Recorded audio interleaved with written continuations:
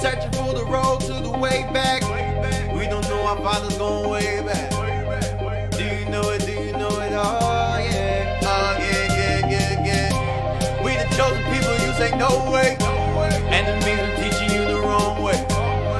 Do you know it? Do you know it? Oh yeah. Oh yeah, yeah, yeah, yeah. Do you know it? History, history. Yeah. Do you know it? Do you know it? Oh yeah. Oh yeah, yeah, yeah, yeah. Do you know it? History, history. Yeah. Do you know it? Do you know it? Oh yeah. Oh yeah, yeah, yeah, yeah.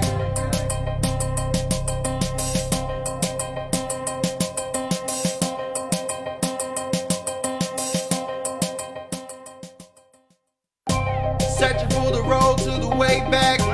We don't know our fathers going way back. Do you know it? Do you know it? Oh yeah. Oh yeah, yeah, yeah, yeah. We the chosen people, you say no way. Enemies are teaching you the wrong way. Do you know it? Do you know it? Oh yeah. Oh yeah, yeah, yeah, yeah. Do you know it? History.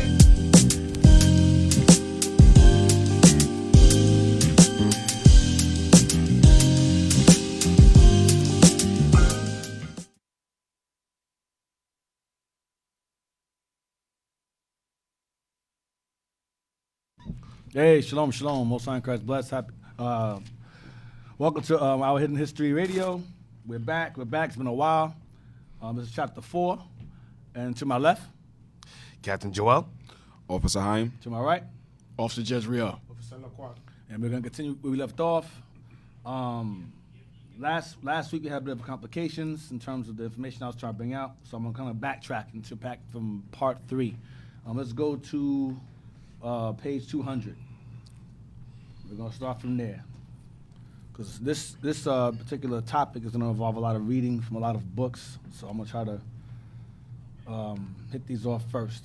So let me do page 200 first, and we're going to go to where it says, hold on, Pedro de Rios. Pedro del Rios tells us, start from there. Who's reading for me? Jez, you I'll read. Yes, sir. Yes, sir. Thank you. Go ahead, Jez. Go ahead.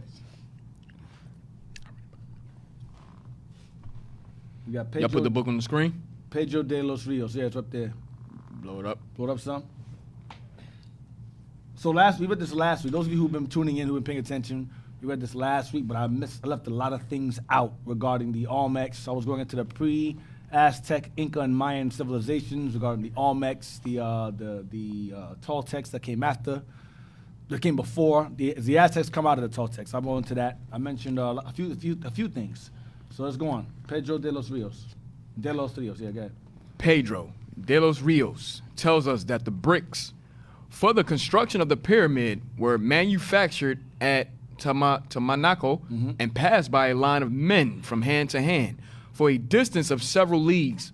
Of course, the Spanish writers have not failed to connect this pyramid in some way with the Hebrew traditions respecting the Tower of Babel, especially as work on the Cholula tower was stopped by fire, sent from heaven by the irritated deities. By the angels. Go on down during the Olmec period. We're gonna stop at across the sea. Go ahead. During the Olmec period, that is the earliest period of Nuua power. Yeah, Nuua power. Go ahead. The great Quetzalcoatl appeared. We have seen that in the Popol Vuh and Codex Chimalpopoca, this being is represented as the half divinity, half hero, who came at the head of the first Nuas to America from across the sea. Right. So Quetzalcoatl is the Messiah. Last time we aired, we showed how Quetzalcoatl was a black god and how he looked like the Native Americans that were there. He was a black god. He's also referred to, I forgot the other name he was given by the Mayans. He had a beard. He had a white fluffy hair, wool, and he had a huge beard going down to his chest. And he came and taught them as well. I forgot his name they gave him, but it'll come to me. Let's go to let's see. Page 201.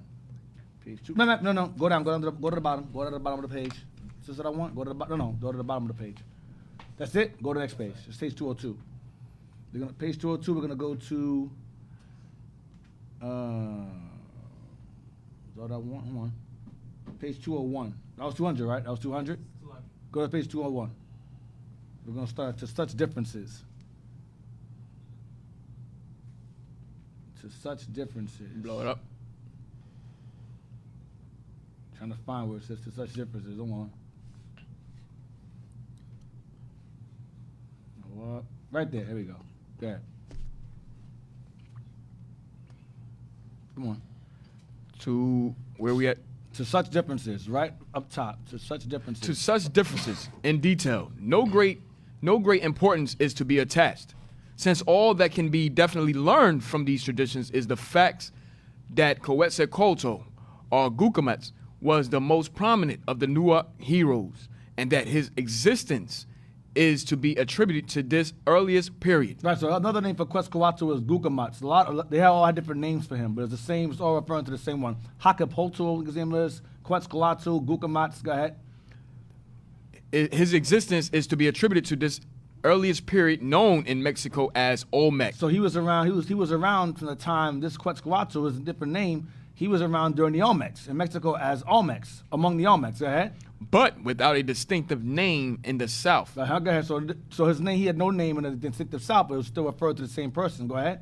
Quetzalcoatl was a white bearded man. Stop. So it says, see the comma, they try to be slick because the Spaniards came over there and they whitewashed him. So it says Quetzalcoatl was a white, meaning as in he's Caucasian, bearded man, being demonic. There should be no comma there. Okay, he was a white bearded man, not white and bearded. He was white bearded man, but they tried to be slick. That's why I showed y'all last time, like 2 weeks ago, about how the Quetzalcoatl, he was a black god, and I showed you depictions of him on the cross. He's black, okay, or brown. So this is nonsense here. So he was a white bearded man, not white and bearded, but white bearded man. Venerable, go ahead, venerable. Venerable, just, and holy. So he was venerable. Quetzalcoatl was venerable, just, and holy to the Olmecs. Okay, or the wild peoples. Go ahead. Who taught by precept. He taught by what? Precept. So he was doing to the people over here? He taught by precept. Go ahead. An example, the paths of virtue in all the Nua cities, particularly in Cholula. Particularly in Cholula. So Quetzalcoatl taught the people venerable, holy precepts and paths of righteousness, which is what? The Bible. The Bible. Go ahead. His teachings, according to the traditions, had much in common with those of Christ in the old world. There you go. He was teaching the Bible. Go ahead. And most of the Spanish writers firmly believed him to be identical with one of the Christian apostles, probably St. Thomas. Right, so it's believed by the Spaniards that St. Thomas came to this side of the world. How much information, how much true that is, we don't know. But did the disciples come to this side of the world? Is there a possibility? Possibility. But the bottom line is that Quetzalcoatl was here and did teach them the laws. Did the disciples come over here? Possibly so. A lot of things are written that's not in the Bible. Like you read John, it says there's so many things that Christ did that it can't fit in the scriptures. And you read John 21. All right, read on. During his stay in this region, his doctrines do not seem to have met with a satisfactory reception. So it says during his stay in this region, his doctrines do not seem to have met with the satisfactory reception. And he left what? Disheartened. He was mad. So some of people on this side of the world did not receive or accept his teachings, and it pissed them off. Go ahead. Remember last time I brought y'all part 3. It shows how the prophecy of Quetzalcoatl was they're gonna come here and enslave you, because he left. He said, "Listen, when I leave here, the one that come after me, they're gonna come here and enslave you." And the Spaniards took that story and said, "Oh no, the natives told us that we were sent here to save them, to deliver them." That was a lie that they perpetrated to dilute what Quetzalcoatl actually told them. Quetzalcoatl told them, "Listen, you're going to be enslaved and conquered." Okay, after he told them by prophecy. That's why I mentioned last time that when Cortez came to the side of the world, it says that Montezuma went and started fasting because he knew what was going to happen. He knew. Go ahead. I'm going to stop at, hold on, I'm going to stop at possess the land. Go ahead. He predicted before his departure great calamities. See? And before he left, he said, you guys are being rebellious. And he predicted before his departure, or prophesied before his departure, what? He predicted before his departure great calamities. Great calamities. because of their rebellion. Go ahead, because not all of them received them. Go ahead. And promised to return in a future year.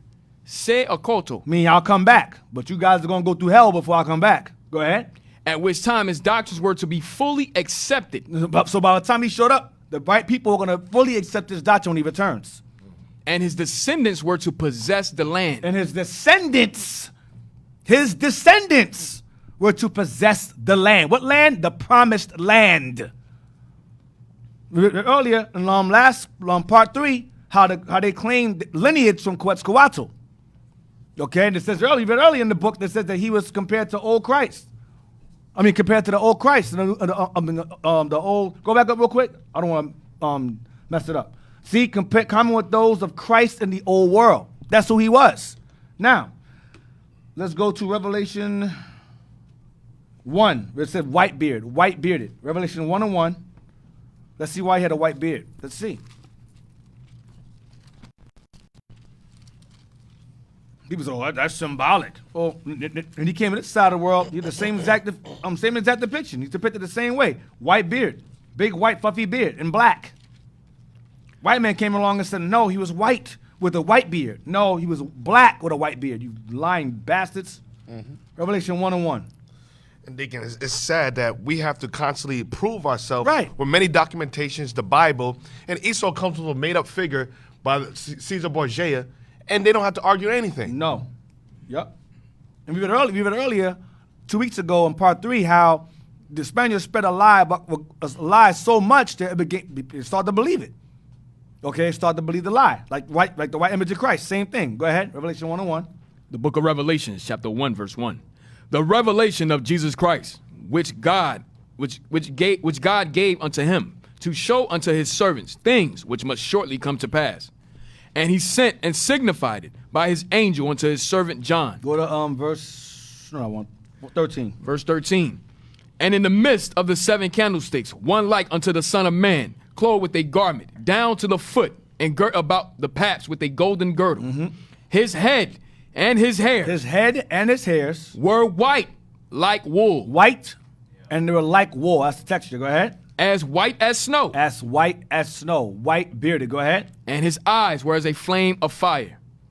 Verse 15. And his feet like unto fine brass. Mean brown. Go ahead. As if they burned in a furnace. Extremely dark. Extremely brown. Go ahead. And his voice as the sound of many waters. He spoke loud. So the natives of this side of the world, from the Olmecs all the way to the Aztecs, to the Incas, Mayans, all of them gave the same depiction of the Messiah. White, bearded, dark, black like them. Now. And Deacon, yes, sir. If I may, right after that, it says just and holy. Right, just and holy, right. Can we get that Romans 7, verse 12? Right, Romans 7:12. Let's get that. It said venerable, right. It said venerable, just and holy, right. Romans 7 and 12. Let's see what he taught them. Mm-hmm. The book of Romans chapter 7, verse 12. Wherefore the law is holy, and the commandment holy and just and good. Right. Exactly. That's why he taught them. He said he taught them the principles and doctrines. It says that he was not met with a good reception from all of them. He left disheartened, saying, you guys are going to face great calamities for being rebellious. Now, Daniel 10, verse 5. To be perfectly honest, I don't have to go into these things, but our people have very, very low faith.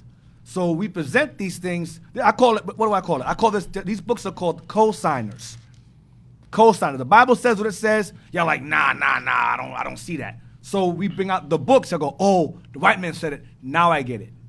Which is sad, but you know, some of y'all, some of you, it also leads to strengthens your faith, and it gives confirmation as well. The information also gives confirmation, which I don't mind bringing out. But at the end of the day, the Bible is the main source that we rely on. Daniel 10, verse 5. The book of Daniel chapter 10, verse 5. Then I lifted up my eyes and looked, and behold, a certain man clothed in linen, whose loins were girded with the fine gold of Uphaz. Revelation 1, same thing. Go ahead. His body also was like the beryl. He had a greenish garment on. And his face as the appearance of lightning. And power all around his body. And his eyes as lamps of fire. Red, go ahead, red, same thing. And his arms and his feet like... Arms and his feet. His arms were visible, feet were visible, because they wore sandals at this time. He wasn't wearing Timbs. Arms and feet, go ahead. Like in color to polished... Like in color, because color matters. Like in color to what? Polished brass. How was it polished? By being burned. Burnished brass. Go ahead. And the voice of his words like the voice of a multitude. Same description. Same description. Different time before he's even born. Same description. Now, let's get page 201. We're going to start at Montezuma, and we're going to end at European hands. We're going to go to page 201 now.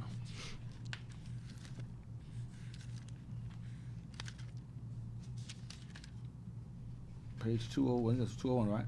Yeah, 201. Yeah, got it. We're going to start at Montezuma. This is the same book, right, D? Yes, sir. All right. Yes, sir.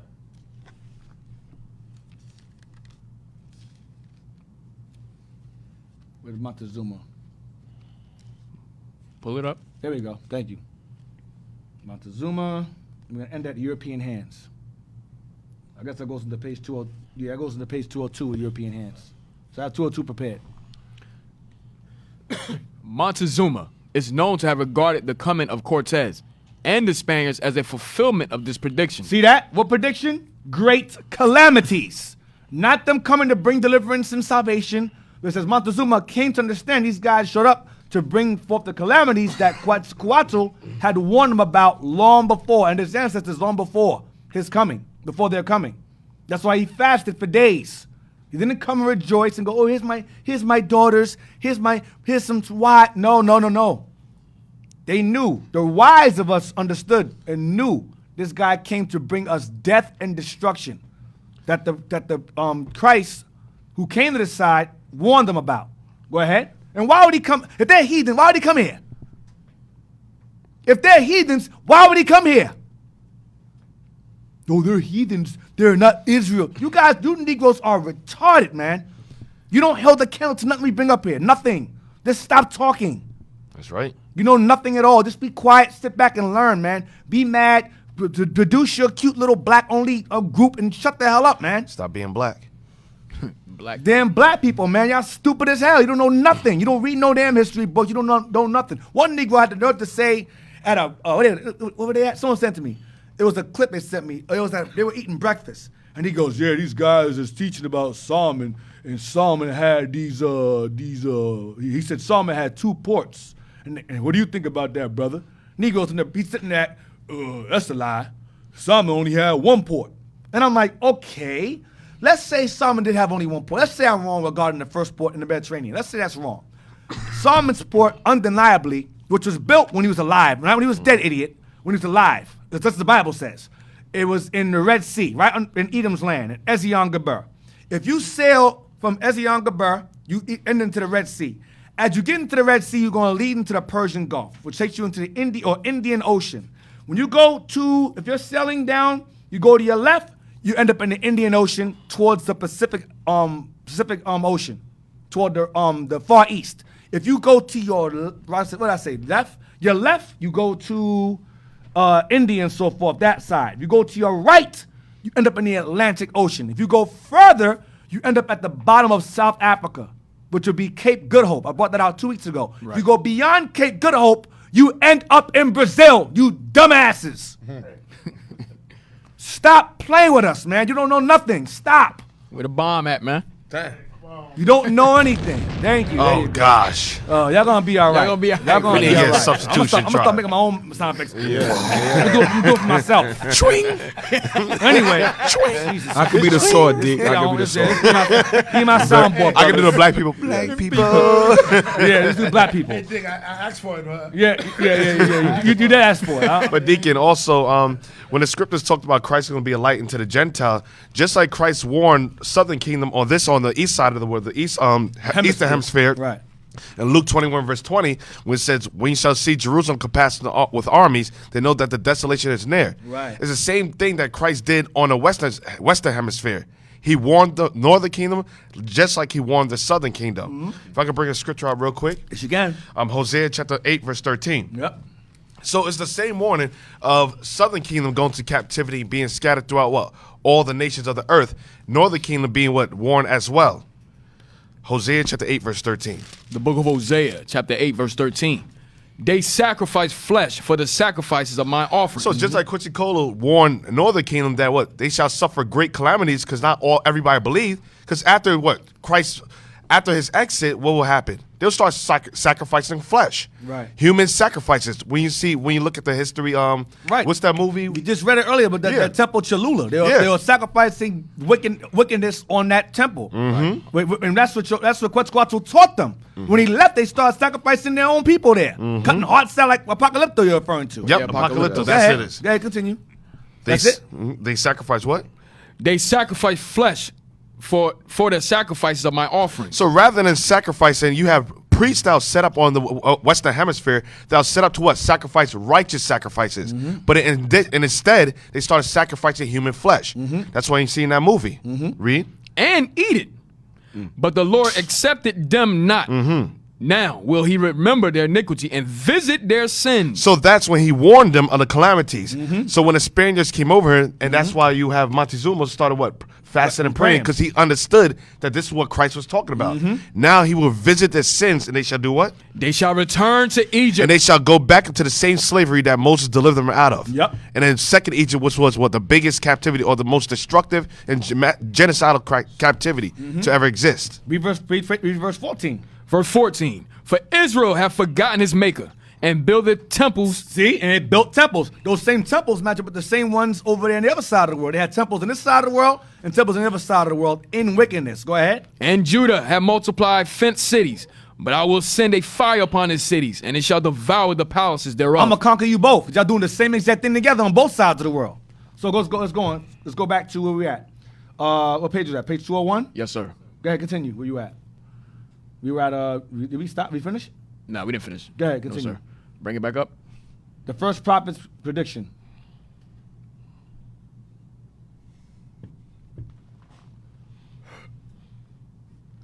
Matter of fact, yeah. Go back to Montezuma again. Yeah. It's known. Montezuma is known to have regarded the coming of Cortez and the Spaniards as a fulfillment of this prediction. And in his speech to the newcomers, states further that after his first visit, Quetzalcoatl had already once returned and attempted unsuccessfully to induce his followers to go back with him across the sea. Right, that's a lie. That's the lie came in. Go ahead. And this speech to the newcomers states further. The further is the lie. The further is the lie that Quetzalcoatl sent Cortez them over here as messengers, ambassadors for them to return to their land. That's the lie. That's the further lie. Okay. The great calamities he told them about. But the further nonsense here is there's further that after his first visit, Quetzalcoatl had already once returned and attempted unsuccessfully to induce his followers to go back with them across the sea. That's what Cortez said. That's a lie. Go ahead. We read that 2 weeks ago. If you don't remember talking about, go back to part 3. I go into it. Go ahead. The first part of the prophet's prediction actually came to pass. The first part came to pass. The great calamities. That came to pass. Go ahead. As traditions tell us, for only a few days after his departure occurred the earthquake which destroyed the pyramid at Cholula. Why? Because they were sacrificing their own people on it. So he destroyed it. He was teaching them there. Then they took that same temple they built to him and started sacrificing wickedness on it. So he destroyed it. Go ahead. The American Babel. Wait, What was it called? The American Babel. That temple is called the American Babel. Go ahead, Cat. That sounds very similar. Also, when Christ destroyed the temple on the Eastern Hemisphere as well. Remember after he resurrected? He said, Oh, and it cracked. destroyed, and he cracked? Right, and it cracked, right. Go ahead. When he died and it cracked open, right. Go ahead. And ushered in the new or fourth age of fire, Right. according to, I. Right. Go ahead. On the ruins. On the ruins of the, next page, Uh-huh. Bring it up to the top. Blow it up so you can see it. Of the what's it called? on the ruins of the pyramid. Pyramid is the Cholula pyramid. Go ahead. Blow it up. Was built what? Watch this. On the ruins of the pyramid was built a temple to Quetzalcoatl. See? Was built a temple to Quetzalcoatl. Go ahead. Who was afterwards worshipped as a god. Because when he left, they started sacrificing wickedness on it. Then it crumbled. They cracked. Then they said, okay, you know, let's go back to Quetzalcoatl. Let's worship him again. Let's go back to him again. You understand what's happening? So when they built it, he taught them there. Then he left. Remember, it said earlier that he was disheartened because some of them didn't receive his teachings with happiness. So they started going back into wickedness. So when they went back to wickedness, that temple pyramid, it crumbled. So they built on top of the ruins of that pyramid or that Tower of Babel, the temple in honor of Quetzalcoatl. They knew that was him that caused that destruction of it for their evil that they were doing. Go ahead. We shall find very similar traditions of another Quetzalcoatl, who appeared much later, during the Toltec period. So Quetzalcoatl appeared again. He appeared to the Olmecs, then he appeared to the Toltecs, whom which the Aztecs come out of. Go ahead. That's the Aztecs' ancestors. Go ahead. And who also made Cholula a center of his reform. And the Toltecs taught his teachings also at Cholula. They built a pyramid to him or a temple to him. They start doing good for themselves. Go ahead. As we shall see, the evidence is tolerably conclusive that the two are not the same. Yet, it is more than likely that the traditions respecting them have been considerably mixed, both in native and European hands. See that? So understanding of Quetzalcoatl's prophecies and things he said is in both their hands and Europeans' hands. I mean, what did they do? They whitewashed his prophecy. Oh, when the Spaniards come, they're going to bring you great calamities. But when the Spaniards came and said, no, we've come in honor of Quetzalcoatl to save you and deliver you and bring you back to your homeland. But their homeland was Spain, back into slavery over there. They took some of us from over here and brought us over there as slaves, back to Seville and so forth, during the Spanish Inquisition. You see, what was happening was, during the time when Cortez and them showed up, what was happening to our people over there in Spain and Portugal? They were conquering us and selling us.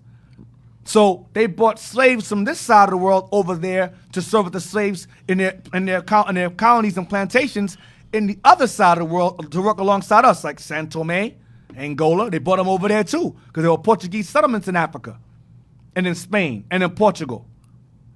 And then once they gained a stronghold in this side of the world, they shipped those same slaves from Spain and Portugal, which would be your Moors or Israelites, over to this side of the world and have both of them work as slaves on this side of the world. That's missing history.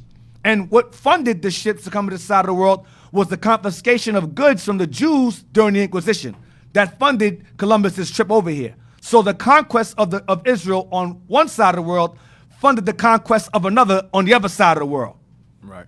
That's what you Negroes do not understand. Now, where are we at? What page is this page? That's the land. Go to read on. Read on after the time of. Let's continue.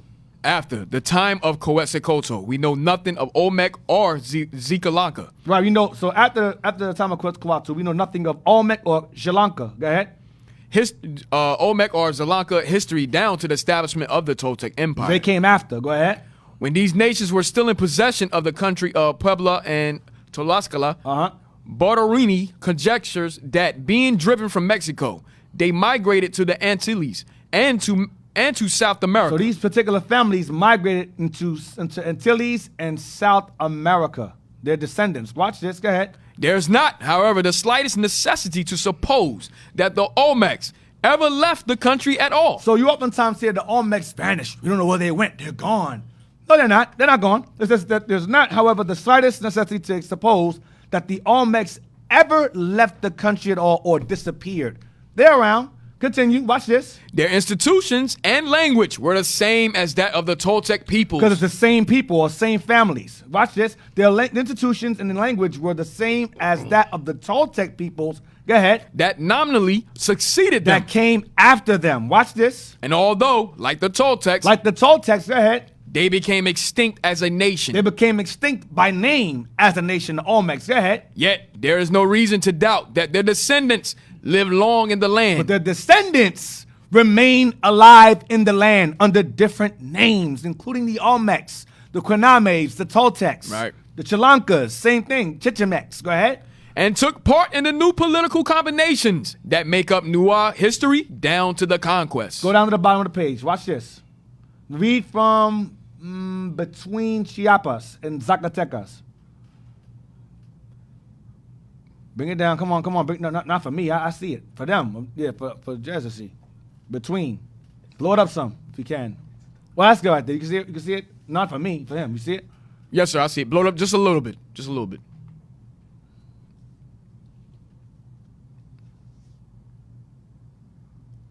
All right, right there. You good.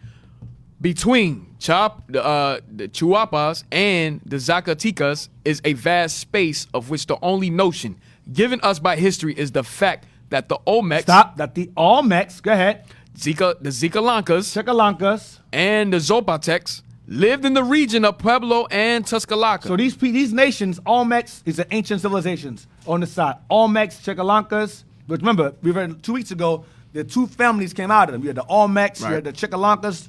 Olmecato was the father of the Olmecs. Chicacanto, I think, is the name of the father of the Chalancas. Go ahead. And the Zapotecs came after. Go ahead. They were around the same time. Go ahead. They were the primitive peoples. They were the primitive or the original people. Go ahead. That is the first known. The first known to be here. Watch this. Orozico Barrera.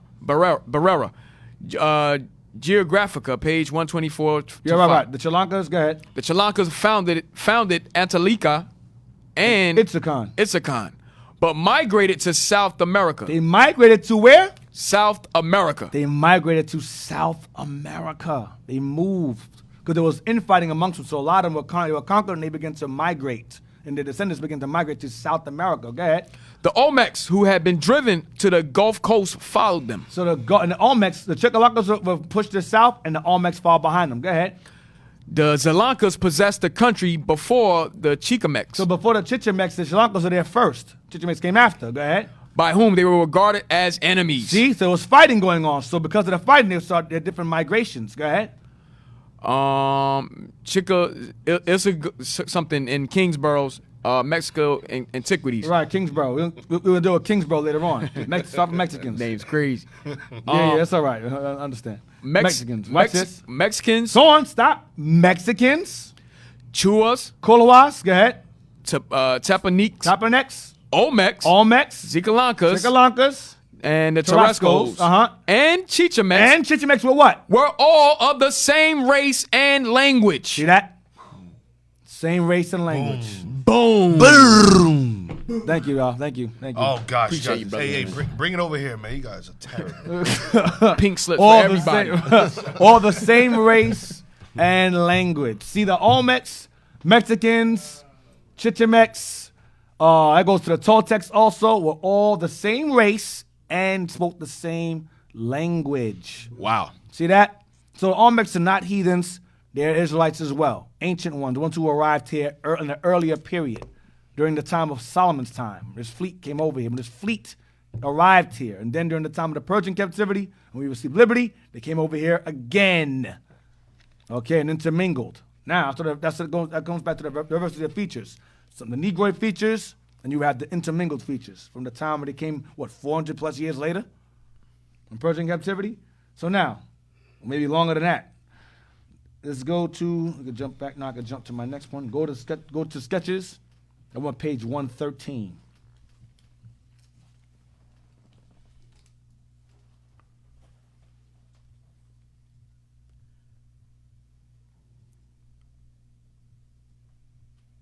Sketches of Mexico, right, D? Yeah, thank you, Jess. Oh, shoot, sorry. I just realized what Yes. They got it now. Some 113. brain's not working this morning. Page 113.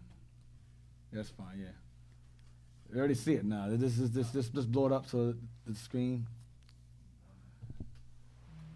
It's all right. You already gave it away. It don't matter to see the top. Yeah, look at this. He writing it down over here. What He are you like- talking about?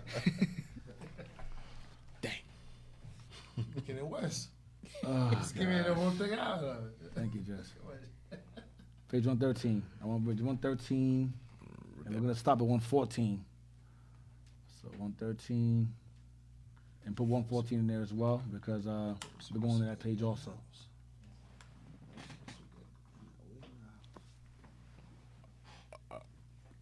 Come on, 113.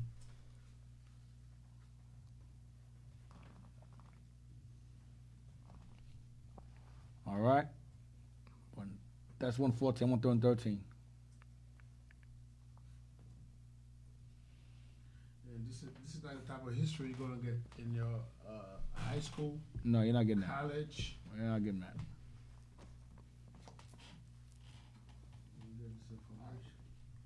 There we go. They're gonna start at after the Kranames. Now remember, the Kranams were the families that were around the Olmecs all at the same time. Chichimecs, Olmecs, Toltecs came later. Chichimex, Olmecs, Zapotecs, Chilankas. Continue. After the Quinames. Come on. After the Quinames came the Olmecs. So the Quinams are older. Remember we read earlier, the Quinams had what? Negro features. Remember that? They were tall, all right? And then the Olmecs came later and had them heads and all that and stuff like that, the heads and things like that. So after the Quinams came, because remember in that video I showed y'all 2 weeks ago, how the guy was saying they found heads like that around Brazil or South America, because a lot of the Olmecs, they migrated to that area, and their descendants became empires, Aztecs, Incas, Mayans, and so forth. Go ahead. So after the Quinames came the Olmecs. Olmecs would be with the Mayans. The Mayans descend from them. Go ahead. And the Zikalankas. Or the Olmecs and Mayans have ties. Go ahead. Named after their first rulers. See? Omekoto Omekoto is the father of the Olmecs. and Zikalankoto. Chicalacanto will be the father of the Chilankas. We're going to stop at, continue, at ruins. Page 114, ruins. Go ahead. These are sometimes represented as 2 nations. Right. But both using the Toltec language. The Toltec language is from which the Aztecs derived from. Go ahead. Those settled in Anahuac. long before the establishment. Mm-hmm. Next page. 114. The establishment of what? Of the... Come on. Bring it, blow it up, blow it up. All right. The establishment of the Toltec Empire in Tula. Ah, stop. That's what I wanted. Tula. Now, remember 2 weeks ago I brought out there were 4 Tulas. You had 2 Tulas on this side of the world, and you had 2 Tulas, places Tula, on the other side of the world.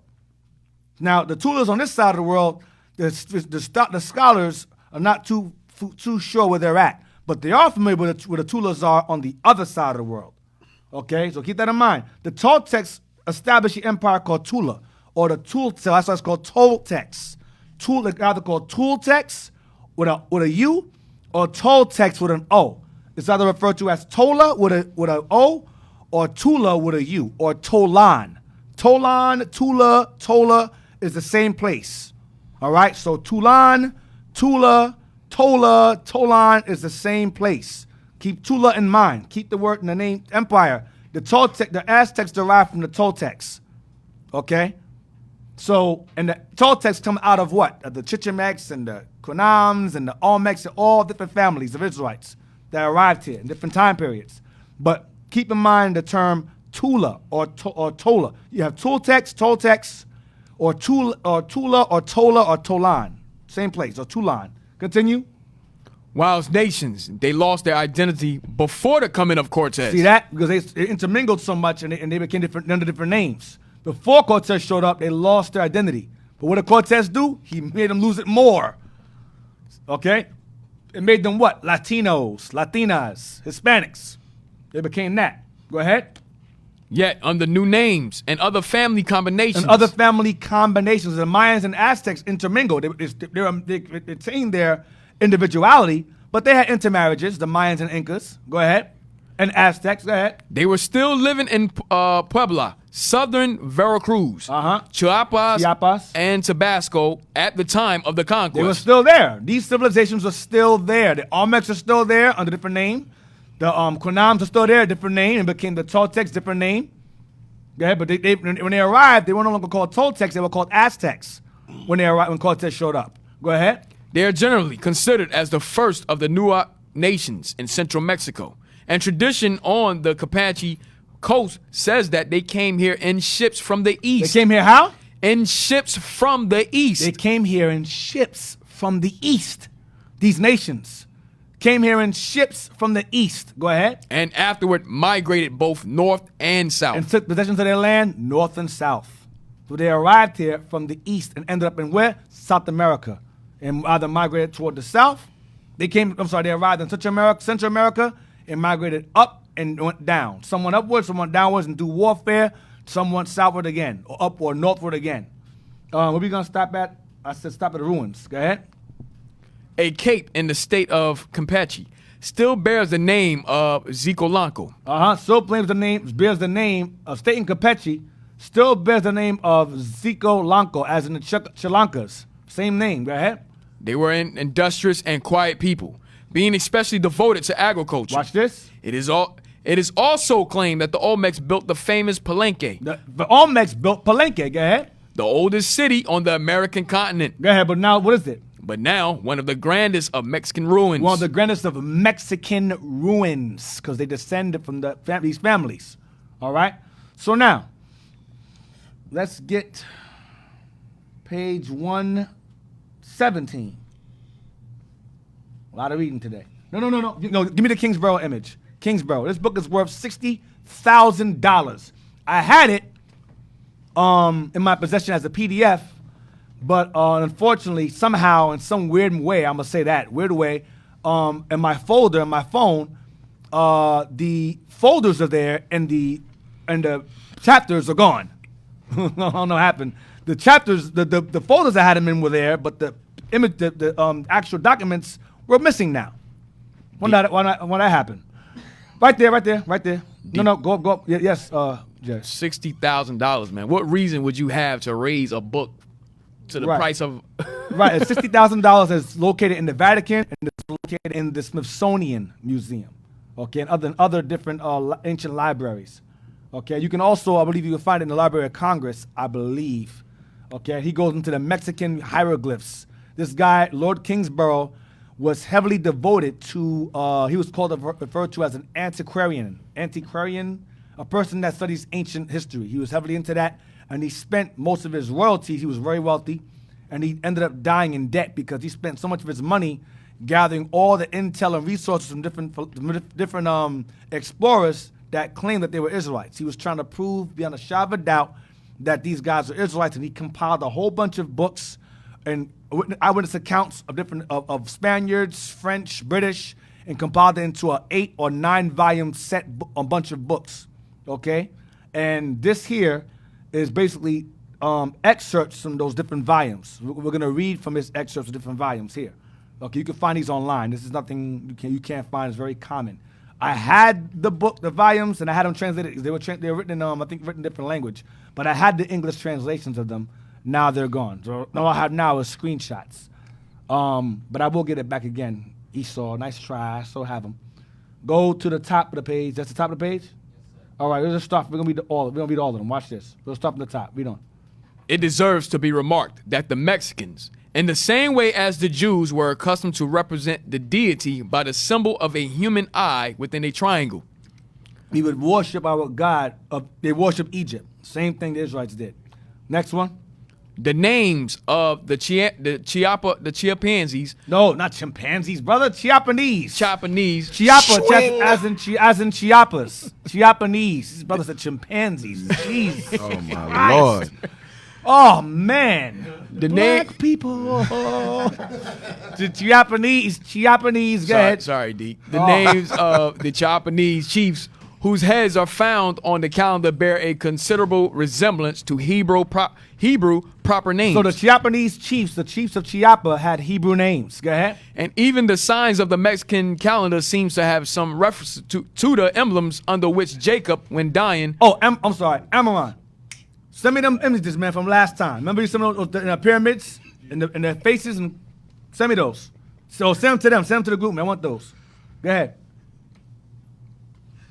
Go ahead. Keep reading, D? Yeah, read again. I'm sorry about that. It came to my mind just now. I don't want to forget, so I threw it out there. Go ahead, read again. I'm sorry about that. I'm gonna read the whole thing. I redeem myself, man. Yeah, please. Chimpanzees. No, you can't read this up from that. That brother said chimpanzees. That's the hatred in your heart, Yeah, brother. brother said monkey. Stay in spirit. Come on, man. I'm sorry. How you gonna be a Native American and hate Native Americans? Come on now. The names of the Japanese chiefs whose heads are found on the calendar bear a considerable resemblance to Hebrew proper names. And even the signs of the Mexican calendar Mexican calendar goes back to the Aztec calendar. Go ahead. seem to have some reference to the emblems under which Jacob, when dying, predicted the destinies of his posterity. So their calendar was based upon Jacob prophesying to his sons in Genesis 49. They had their own calendar with stories of their forefather prophesying to his 12 sons. Like we have IUIC as their own calendar. We had our calendar on this side of the world, doing the same thing. Wow. Continue. No, jump down to it is not all surprising. It is not at all surprising that the Spaniards should have been curious to learn the secret history of the Yucatan. Keep that name Yucatan in mind. Yucatan is a very, very important name to remember. Yucatan, Yucatan. Watch this. That's Mexico, Yucatan. Watch this. Where they found the cross adored. Now that's nonsense. The Spaniards, like I said before, they put nonsense. The Europeans plant crosses and go, look, they worship Jesus on this side, Christ on this side, Christianity on this side of the world. Go ahead. The doctrine of Trinity known. That because they have paganism on this side of the world. Go ahead, paganism. Go ahead. And many rites analogous to these practice amongst Christians established. So that part I want. It says that they had many rights among the Mexicanites or Mexicans, analogous to those practiced among Christians established. So they're already following a form of Christian doctrine on this side of the world before the white or Edomite Christians showed up here. That's what they're saying. Go down. Right, it is remarkable. Watch this part. It's gonna be heavy. Watch this. It is a remarkable fact that ancient Hebrew inscriptions have been discovered in the Canary Islands. Because Israelites are in the Canary Islands off of Africa. Hebrew inscriptions are found in the Canary Islands of Africa. Go ahead, watch this. Which is clear proof that the Jews in early ages passed the Pillars of Hercules. That's Gibraltar. That's the area between Africa and Spain. When you cross into Africa, you go to Spain. It's called the Pillars of Hercules, or the area it's called Gibraltar. Go ahead, watch this. There will be nothing therefore improbable in the supposition that the Jews who embarked from Sicily. The Mediterranean Sea, or some know as Tarshish. Go ahead. From Sicily meditated a voyage over the Atlantic. To come where? Here. To this side of the world. Once again. Boom. Kingsborough knew that. Thank you. Thank you. Go to Peruvians. It's all right. It's all right. Thinking maybe it's going over their head. It may be, Maybe they don't see what we see. Yeah, they don't see what we see. Hey, just pass it over here, please. Yeah. Go to the Peruvians entertained. Yes, sir. The Peruvians entertained precisely the same notion of the soul. No, that's not what I wanted. I'm trying to find where I have it. Hold on a second. Talk. I gotta find something. Yeah. So You got the cover. Yeah, you got to do it. So all praise to the Most High. Like I said, it's like even speaking with my father, he always used to tell me that he used to always say Africans made the voyage to the side of the world many times, to many different time periods. And the beautiful thing is we're starting to find out it wasn't African. Israelites going on different titles. Just because it's not saying the Jews, or just like you have the Egyptologists or black scholars like to say that. Where's the records of Judaism? Where's the records of their heritage, of them keeping Jewish customs? We have them. Yeah, we have them. But like I said, the scripture says, even thyself shall discontinue from thy heritage. So the prophecy says we shall discontinue from our heritage. How do you expect us to have the records coming off the ships and having knowledge of us being Israelites? We're not going to have that because Esau spent big bucks to hide this information from us. Through the grace of the Most High, he's allowing us the opportunity to be able to refine and refine our records. So like I said, it's very heavy information coming out. We have knowledge of the New World. It was just the white man, he had no knowledge of the New World. That's in his education system. Esau's education system actually is a dumbed down version of education. It's really not education at all. We had true education. We had the scriptures with Isaiah 42 verse 22. We knew read that real quick. Yeah, read that. I gotta find this thing. It's important I find it. Go ahead. The book of Isaiah, chapter 42, verse 22. But this is a people robbed and spoiled. No. Sorry, the circle of the world. This is Isaiah 42. Isaiah 40. 40 verse 22. Yes, sir. There it goes. The book of Isaiah, chapter 40, verse 22. It is he that sitteth upon the circle of the earth, and the inhabitants thereof are as grasshoppers. So we have knowledge of the earth being round, it being a circle. We had knowledge that we inhabited the eastern hemisphere.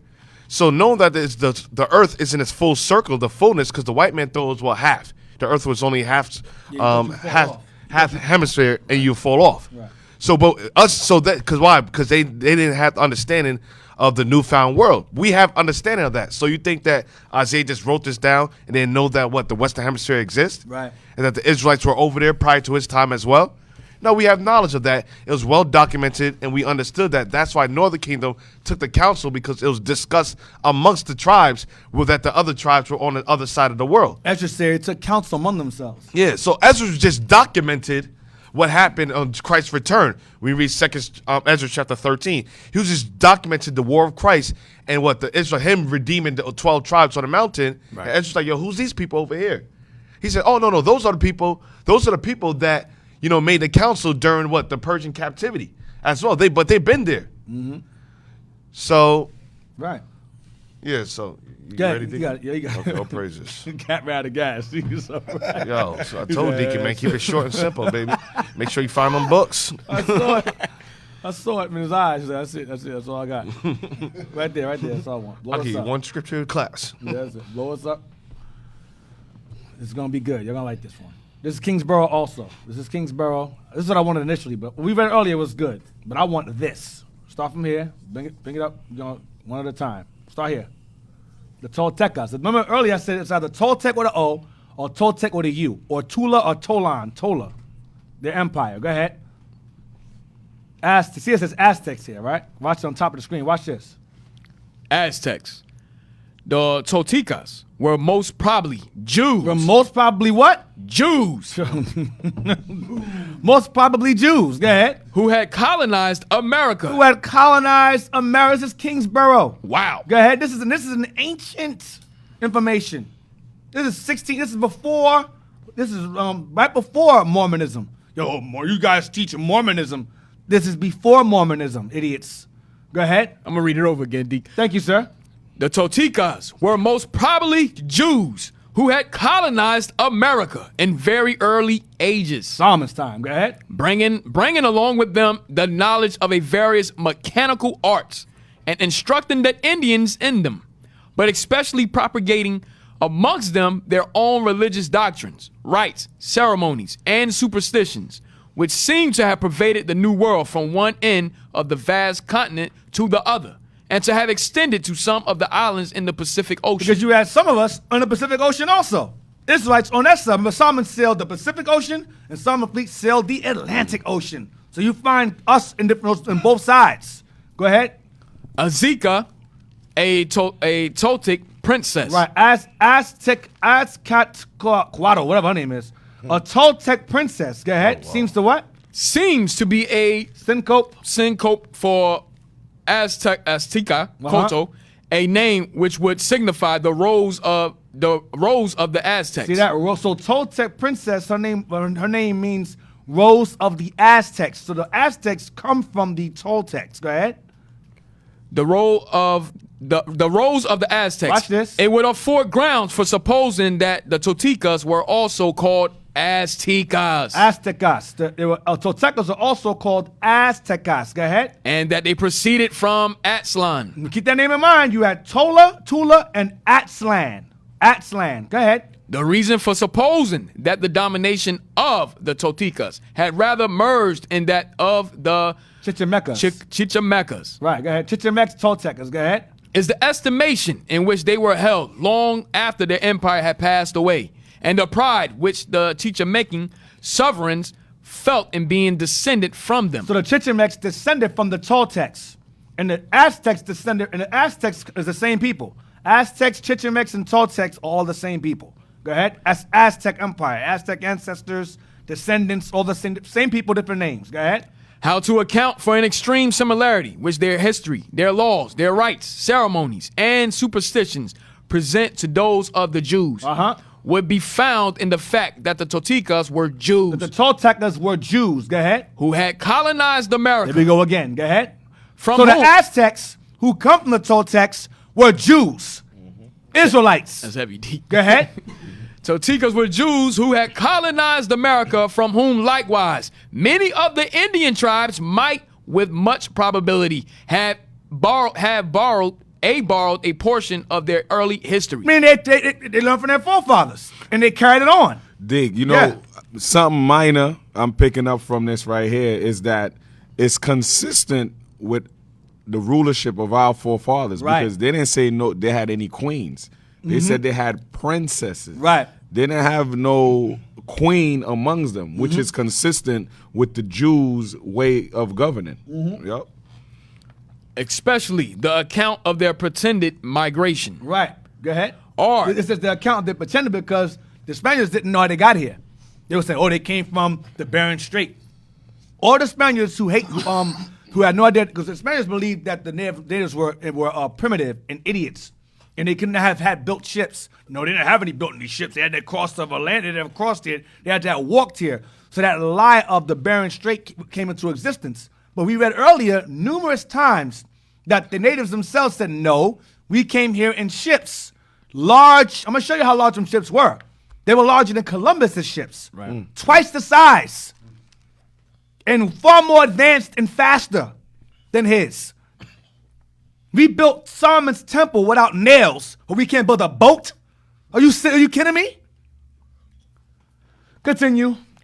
or in the term, we're gonna call that Huey today. Yeah, Huey today. Huey Palan. Huey Palan, or the Old Red Country. Uh-huh. Having been applied to it in opposition or contradistinction to the New Red Country, a name which the Jews would have been likely to have given to the monarchy, which they established in the New World. Go ahead. From the striking peculiarity of the red complexion of the Indians, distinguishing them in the manner from all other inhabitants. They're of the mahogany globe. color. They're reddish brown. They have reddish brown complexion. Watch this. Watch this. The fact of the Mexicans being themselves quite ignorant of the real situation of a country which their national traditions identify with the Holy Land. Stop. Stop. They had the bomb prepared. I'll tell you right now. Don't be stupid over there. I think Don't it's be going stupid over there. We have to do it ourselves again. Read from the top again. The fact of the Mexicans being themselves quite ignorant of the real situation of a country which their national traditions identify with the Holy Land. Over time, the Mexicans begin. Thank you. The Mexicans. Oh God! So it does work. I was going to ask, does the bomb work? Yeah. I see. You can't be this slow. The Oh Lord! The Mexicans began to forget where they came from. But when the Spaniards arrived, they realized these guys come from the Holy Land. Read again. The fact of the Mexicans being themselves quite ignorant of the real situation of a country which their national traditions identify with the Holy Land. Watch this. Come on. Even much more than the various names strictly applicable to the Holy Land, which, Much more than the various names strictly applicable to the Holy Land, which, go ahead. which they bestowed upon it, Watch this. afford strong presumptive evidence that the country of Aztlan Hold on. That the country of Aztlan, remember that word? Aztlan was what? was the land of Canaan And what? and the city of Tula, Jerusalem. Boom. Yo, keep dropping it real quick. Keep dropping. There you Let go. it drop, baby. That's it. Aztlan was Let it drop. Aztlan was the land of Canaan, and Tula was Jerusalem. Wow. Tula was Jerusalem. The Toltecs, Tula, Tolan, were Jerusalemex. They called themselves Jerusalemex. Jerusalemex, Toltecs. All right? So Tula was 4 places. One place, I read it earlier, I think I read it before, I might have bypassed it, I'm not going back to it again. The first place to Tula was Babylon. The second Tula was Jerusalem. Well, first was Jerusalem, really. Second was, they left Babylon, they left Persian captivity. So the first Tula was Jerusalem. The second Tula was Babylon. And then the third and fourth was this side of the world that's unknown or undisclosed, whatever. But Tula initially was Jerusalem. Aztlan was land of Canaan. All right? That's all I want. That's all I really need, to be honest. If you don't believe Issachar or Mexicans and Israelites, you can just die in your sleep. Yeah, don't talk to us. We don't talk to black people. And may it be painful as well. Where we at? What page are we on in the sketches? Commercial? All right, so we're going to take a quick commercial break. I need a break because I dropped this information. This thing is wearing me out. Mm-hmm. All right, so stay tuned. That's it. Stay tuned. Be right back. Right back. Stay Right tuned, back. Israel. Put your head on ice. We're going to get the sound effect.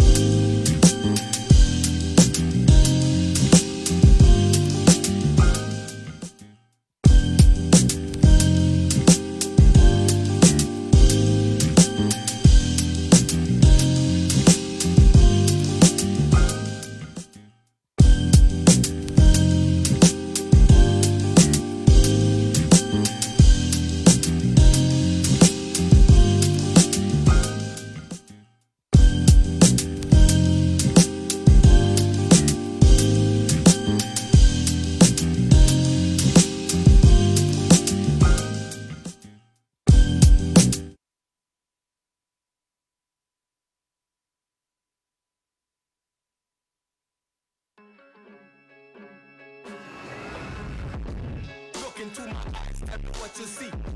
I will be fulfilling prophecy. So got a big atrocity, murdering and killing all the families. God got my back, stopping me. Be the judges of the earth.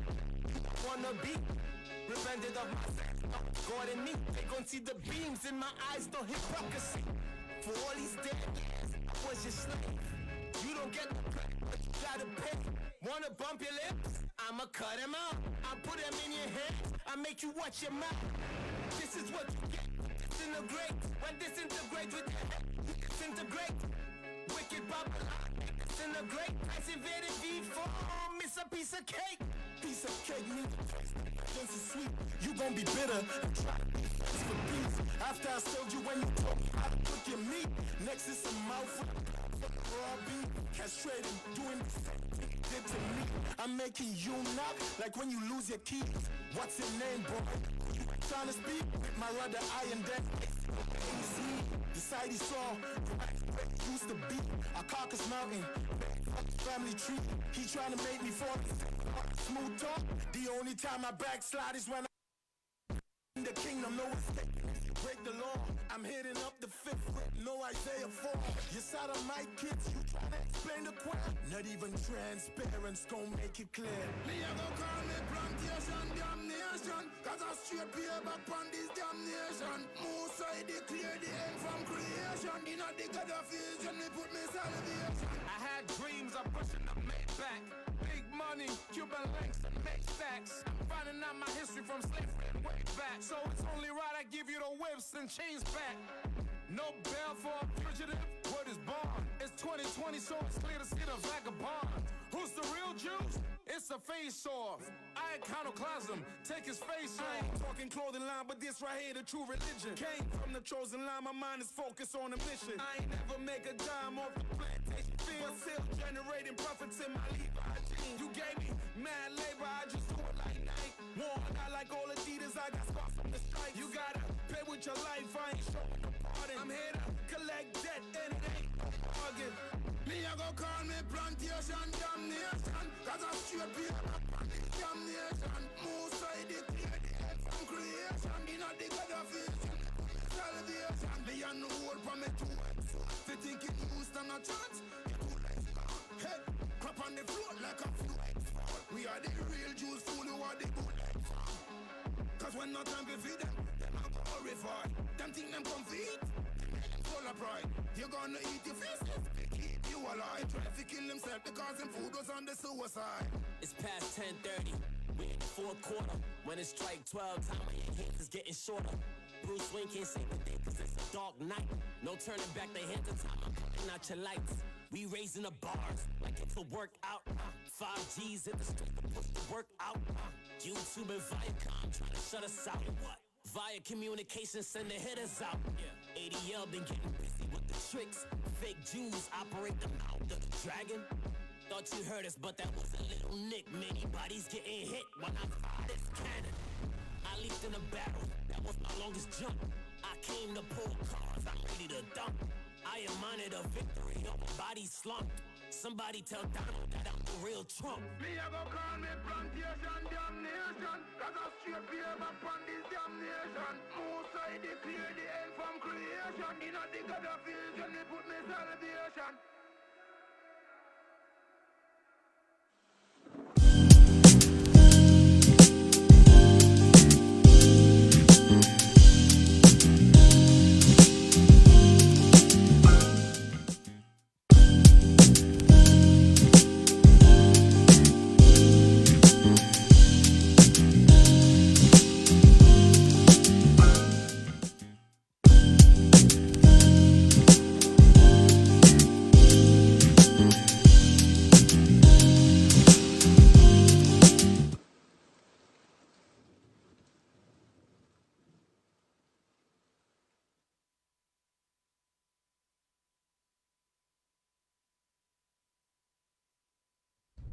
Tired of this oppression, man. You tell him, man. Man, they be working all day. Man, these suckers, they gonna get every little bit of ounce of evil they did to us and then some. You know what I'm saying? We gonna have no breaks, no lunches. No holiday pay. You know what I'm saying? No vacations. Work all day. The first thing we gonna have to do is get out here and wake our people up. Once our people woke, revenge, retaliation, and get back. AKA the payback.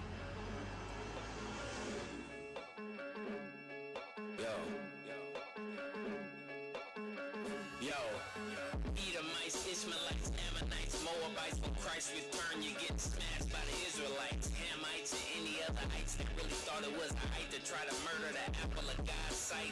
Strong in the Lord and the power of his might. A twinkle of an eye, we change, now let's fight. And that's right, we waiting on that immortal flesh. You bastards from Asgard gon' be a bloody mess. Look up in the sky, not a bird, not a plane. It's the chariots of God's elect coming for pain. Who is that coming from Edom with blood stains? Afro, glorious garment, he must reign. Don't get the stuttering now, go get the chains. Battle axe attack, bone crushing in brains. Yes, Christ is black, he just going insane. And he mad as hell, yes, that means flames. 8-8, Nehemiah explain. A whole bunch of screaming and dying to make it plain. Any holding his reign, sit next to the king. Break them with a rod of iron until they train. Payback. Oh, that's right, y'all. The payback. Oh yeah, Esau, you know what's coming for you. You know what's coming for you. Listen, the payback. Yeah, we even got y'all know the nations too. I'm not gonna get y'all's too. I said the payback. Remember when we hung our harps up on the willows? Time to go and get them. Revenge, go set the tempo.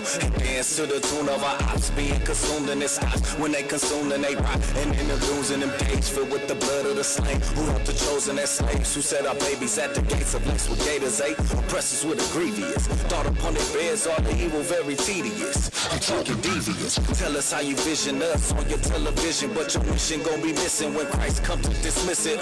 Jim Crow to black codes, policies of redlining, politics of eugenics, school to prison pipelines. Hell of a list, but check the twist, yeah. Revelations 18:6. We gon' double that. Pray to see the day when we can say we gotta get back. Tit for tat, and enemies ain't gon' get no get back. Revenge a must, and it's a righteous thing with God to recompense them who trouble us and that we trust. Hold up, we ain't done yet. I ain't seen the sunset. Joshua 10:13 that we smashing. Sliding on our kingdom, ain't giving no passes. The payback. That's right, y'all. The payback. Oh yeah, Esau, you know what's coming for you. You know what's coming for you. Listen, the payback. Yeah. Dog. Let me out.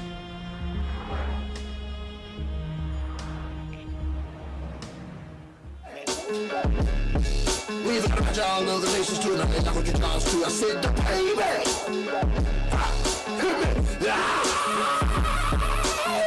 It's payback for the heroin and the crack. Abortion clinics and stealing the stem cells from the sack. I'm looking for the shapers, anybody see where they at? By the tree whipping little Jody, let's punish them for that.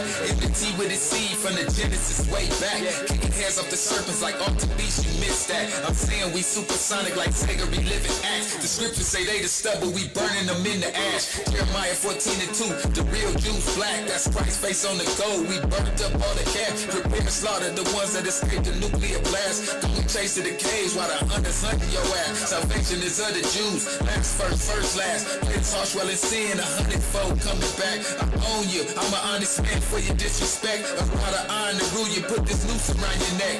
Ishmael like special fluid to the fire. Call them flex. Chevy trunk full of bodies to chef around. Family check. In Grace, Moab, and Am. I think you got away you next. Right after we break the necks of them dogs called Amalek. Payback. Payback. Oh, that's right, y'all. The payback. Oh yeah, Esau, you know what's coming for you. You know what's coming for you. Listen, the payback. We even got y'all know the nations too. I'm not gonna get y'all's too. I said the payback.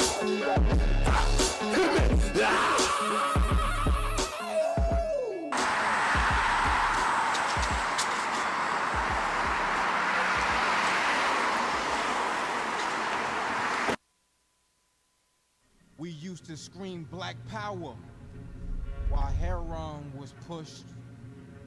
But at the end of the day, nothing's in vain. IUIC has been given a vision. The tents of Judah has risen.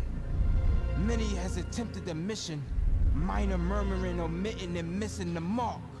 Just reading that he had the flame of fire in his eyes gave us the spark. We on Paul's mission. We out on the road, purple and gold. From Mexico, Cuba, Haiti, Ghana, Sierra Leone. 144,000 boots banging, concrete crackling. These are our men repented at heart. The scriptures is proof. IUIC, we deliver the truth.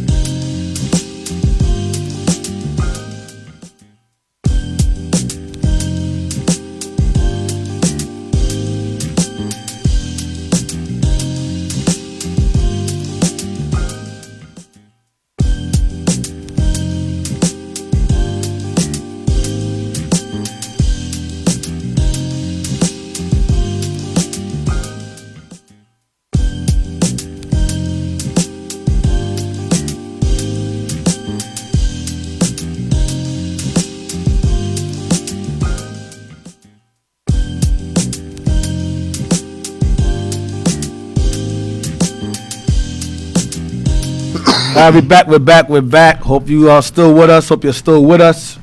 Bringing this stuff out, dropping this information out here. Some of it went over your head. Hopefully it didn't go over your heads. Hopefully you guys had time to let your minds come down. for the information that's coming out. So, where we at? We are at page 117. Where we at, Chess? Oh, we're reading the excerpts from Lord's Kingsborough. Right. So let's go to images. I got some information I want to share with y'all real quick. Also, in the Kingsborough book, it mentions how the natives went to the Antilles. That would be the islands like Puerto Rico, Haiti, Jamaica. That's the Antilles and further down. All right. Left that out. Left that part out. And also, what else I want to go to? You got I want some the images with Yes, sir. Not those. I don't want mine. I want the ones that Myron sent y'all. You sent them to them, right?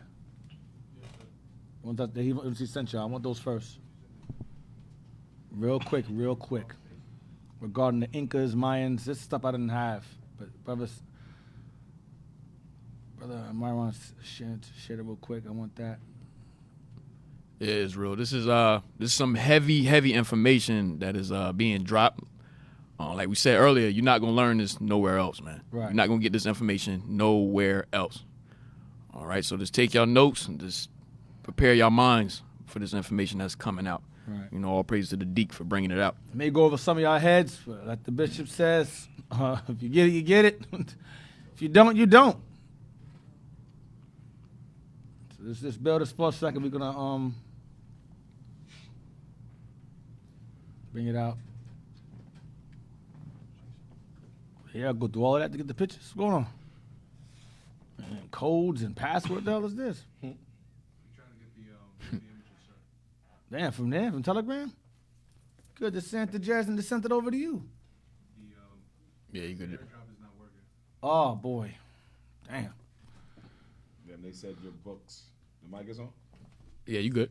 They said a deacon's books is protected by Viper. Apparently so.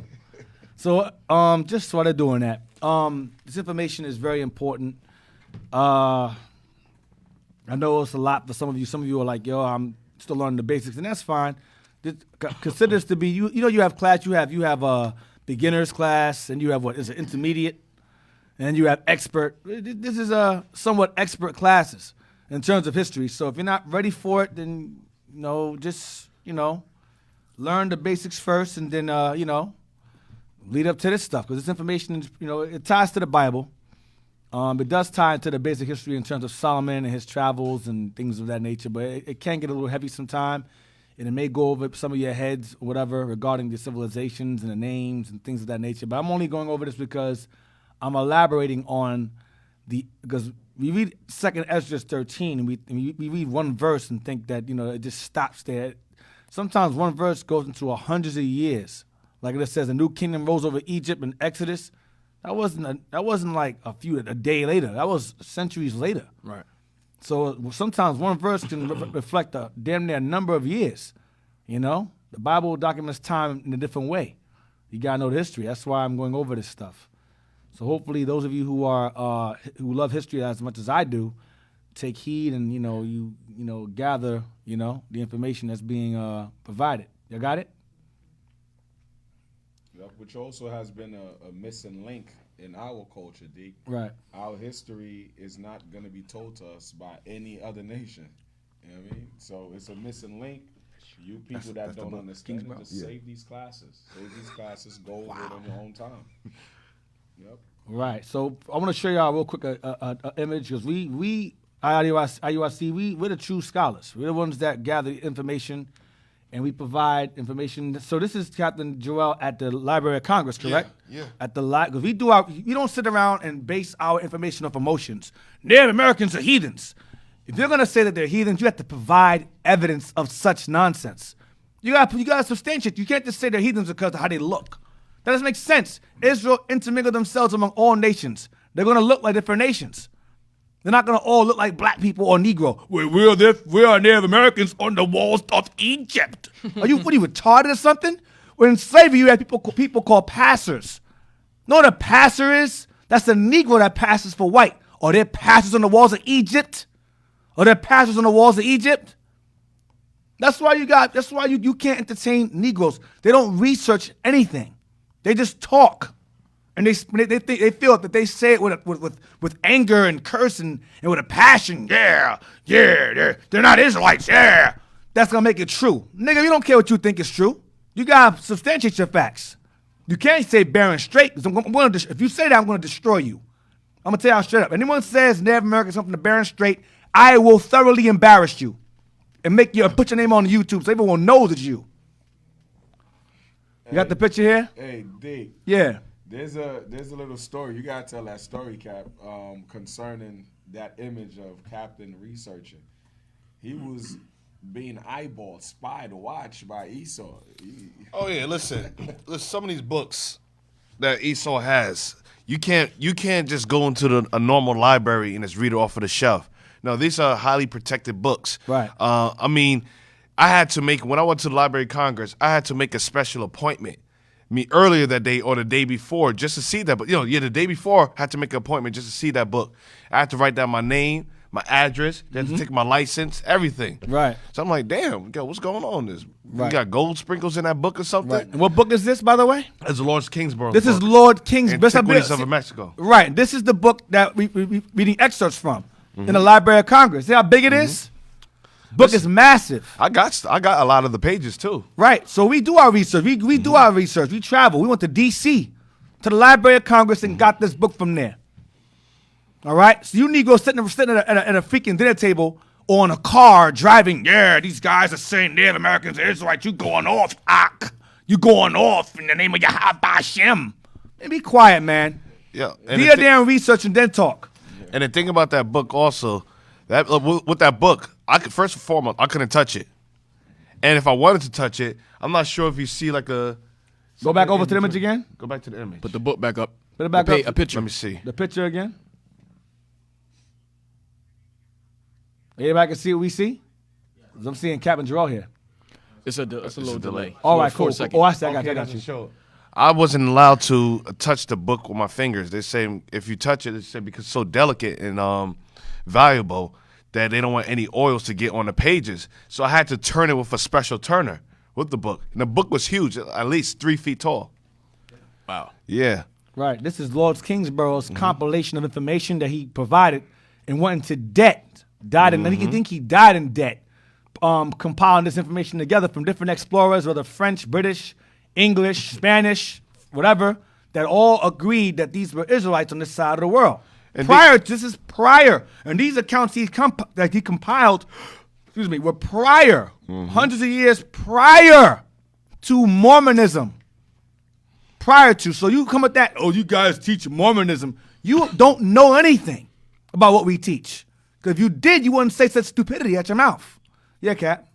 He went so in depth. He went in depth to the characteristics of the Mexicans and how they closely related to Israel. He went so in depth. He went to the scripture to show even parts where how we entered into the temple, how we're supposed to enter into the temple, and how they were still doing those traditions on this side of the world.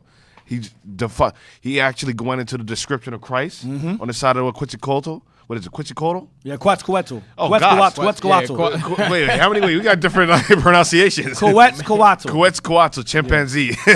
Oh, man. Quetzalcoatl. He went into it, like I said, being pierced. How it's called pierced. Had the piercings through his arms, and the blood, hands and his feet, and the blood coming out. He went in depth into all that. Right. How we used to conduct ourselves on the Sabbath day. Actually, I'm gonna go through that, dig it. I'm gonna post it.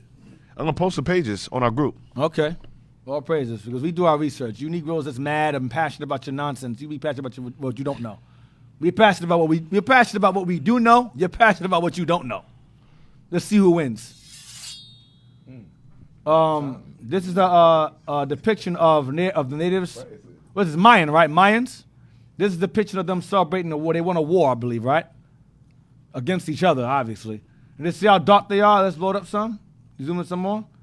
Look how dark they are. See that? All right. Wow. So you see how dark they are here. Look at the nose and lips. All right. So they weren't all so-called mongoloid looking. They all had varied features, and those same varying features were found in all parts of the Americas. It was common. Go to the next image now. This is good stuff. Go to the next image. So, Deacon, these are Mayans paintings that's inside the temples. These are this is Bama. Let's say go up. And dark too. Very It's dark. dark as hell. Go up. This is in their temples. Just like we did back over in Egypt. In Egypt, right?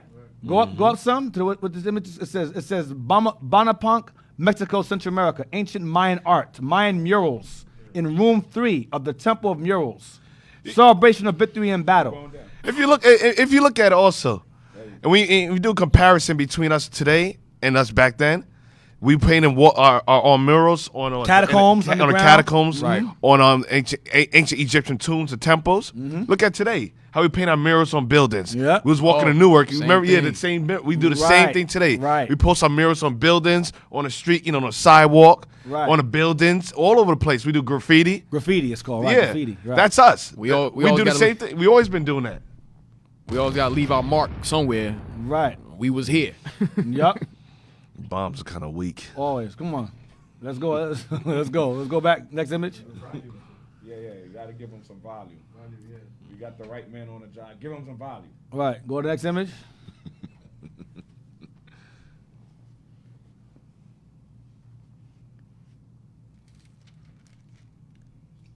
Next one that Myron sent.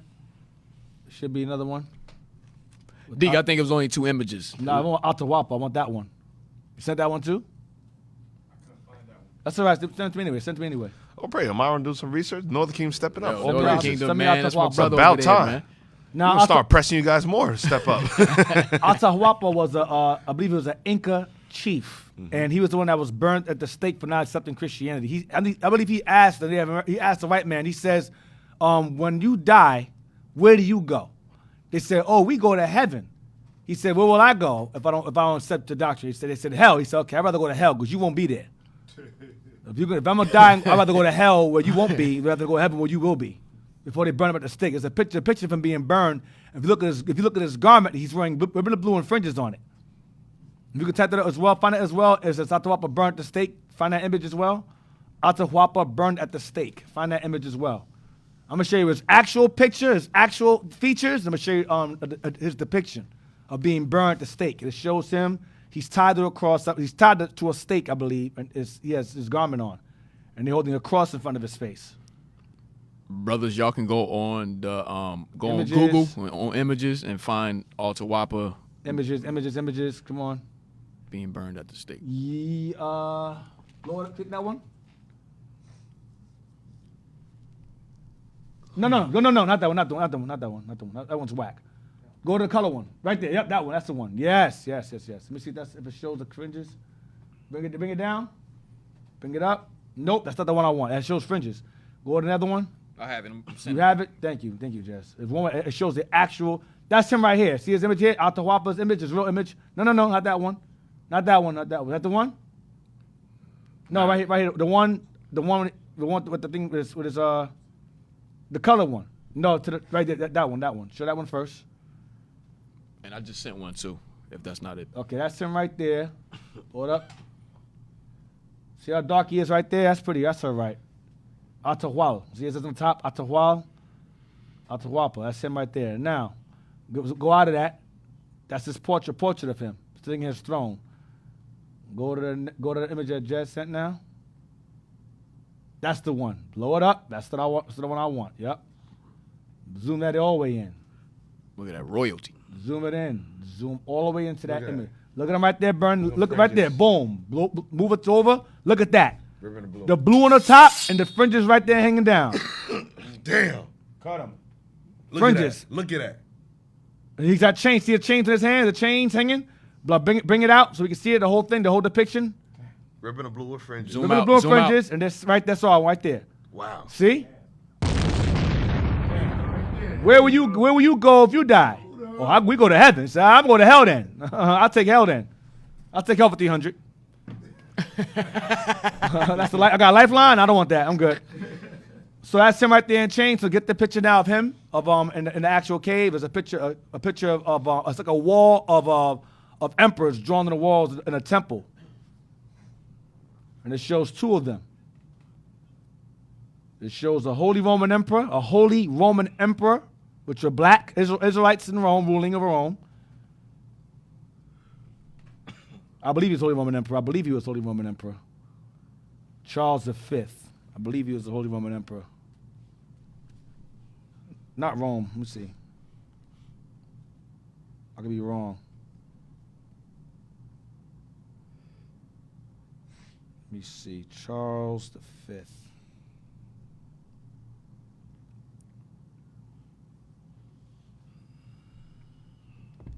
Yep, Holy Roman Emperor.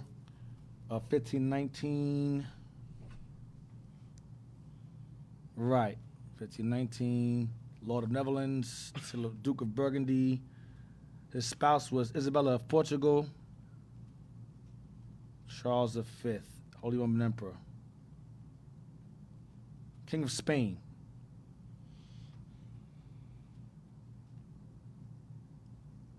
Now, what he was, I don't know. He's white here. They have him white right here. Holy Roman Emperor, let me see. An Archduke, 1500s. An Archduke of Austria from 1519. King of Spain, Castile and Aragon from 1516.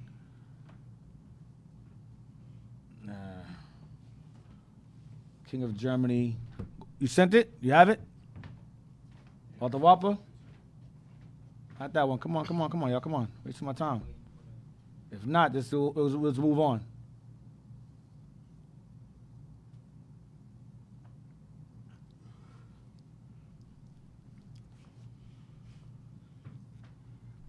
I think that's enough. Because it's taking too long. Forget it. Let's go to what I want. Go to that page. What book we at, Jess? We still in the excerpt from King's Lordsboro. Lordsboro. Let's go there. Where we at? Kingsborough. I'm sorry. That was the last. I think that was the last one. That was the last one I wanted. Right. Let me see it. Yeah, that was all I wanted. So now let's go to page 117 of sketches. It's all right. It's no big deal. I already showed enough Atahualpa. No, I know what I want. Give me the images of the figurine I sent y'all. The figurine that I own of a Sioux Indian woman. All right, real quick. I have the time to do it too. Of the Sioux Indian woman. I want all her images. If you can do us like if you do like a sloppy a Sigo, that's all exactly I want. Okay, that's all right. This is my. I bought this way back from a figurine shop in the Bronx. When I was working at a hospital. And I bought this. She's a figurine of a Sioux Indian. There's a woman, a sister here, and she has a daughter to her left. Now blow up the bottom. Go to the bottom if you can. Go down. See her jacket's fringed up. Look at her jacket. Go up to her jacket. Yeah. Ribbon of blue is fringed up, right? Feathers on her spear because she's hunting. That's bad. She got a purse hanging right there. A purse hanging. Go down. Watch this. Look what she got on her dress. She got bells hanging on her dress. Ribbon of blue with gems in it and fringes in the bottom. Now, why does the Sioux Indian woman have bells? A Sioux Indian, North American Indian woman have bells hanging from her dress. Now, of course, that wasn't customary for them to have, women to have, the men had the bells. But we'll get to that. Go to the next image. The reason why I'm going here. That's her shoes. They go fringes again. The dress is just past the knees. She's wearing leggings underneath. She has leggings underneath. Go to the next one. Look at her daughter's fringes. Her little daughter got jacket, bells on her jacket, hanging in the back. She got baby hanging on her back like we do all the time. Go to the next one. She says, see the image right there, Sioux Indian? Sioux Indian. That's a card hanging from there. Sioux Indian. Go to the next one. That's her daughter right there, dark like her. Her hair's braided. Go there. She's brown too. Go to the next one. Go to the next one. See her little dog? See her little doll? She got her doll's her color. Go back. Go to the other one. The other one shows closer. Next image. Blow it up. Look at her doll. Still look royalty, man. It look nice. Look at her doll's black like her. She ain't a little white doll in her hand. She got her own doll looking like her in her hand. Blow up the image, bro. Blow up. Yes, it's gonna take a while. It's delayed on that screen. Okay. See, got a doll look like her. Wow. Go to the next one. See the baby hanging. Look at the little baby. Look at the baby in the back. Dark. Baby dark too. Sioux Indian. See that? You'll just wait for y'all to see it. All right, little baby hanging from the back, and she got fringes in the back of her dress going all the way around.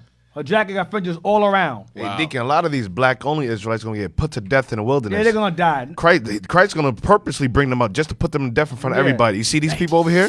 I'm going to have them put your ass to death. Yep. Your heathens kill you in the wilderness. Your heathens. It's only right. Go to page 117 now. Keep that in mind, Sheik, that the Sioux Indian woman had bells on the bottom of her dress with fringes and ribbon of blue. Why does she have bells for? We'll get to that later. This North American Indian woman has bells for some odd reason. Page 117. Hopefully we'll get there. Page 117.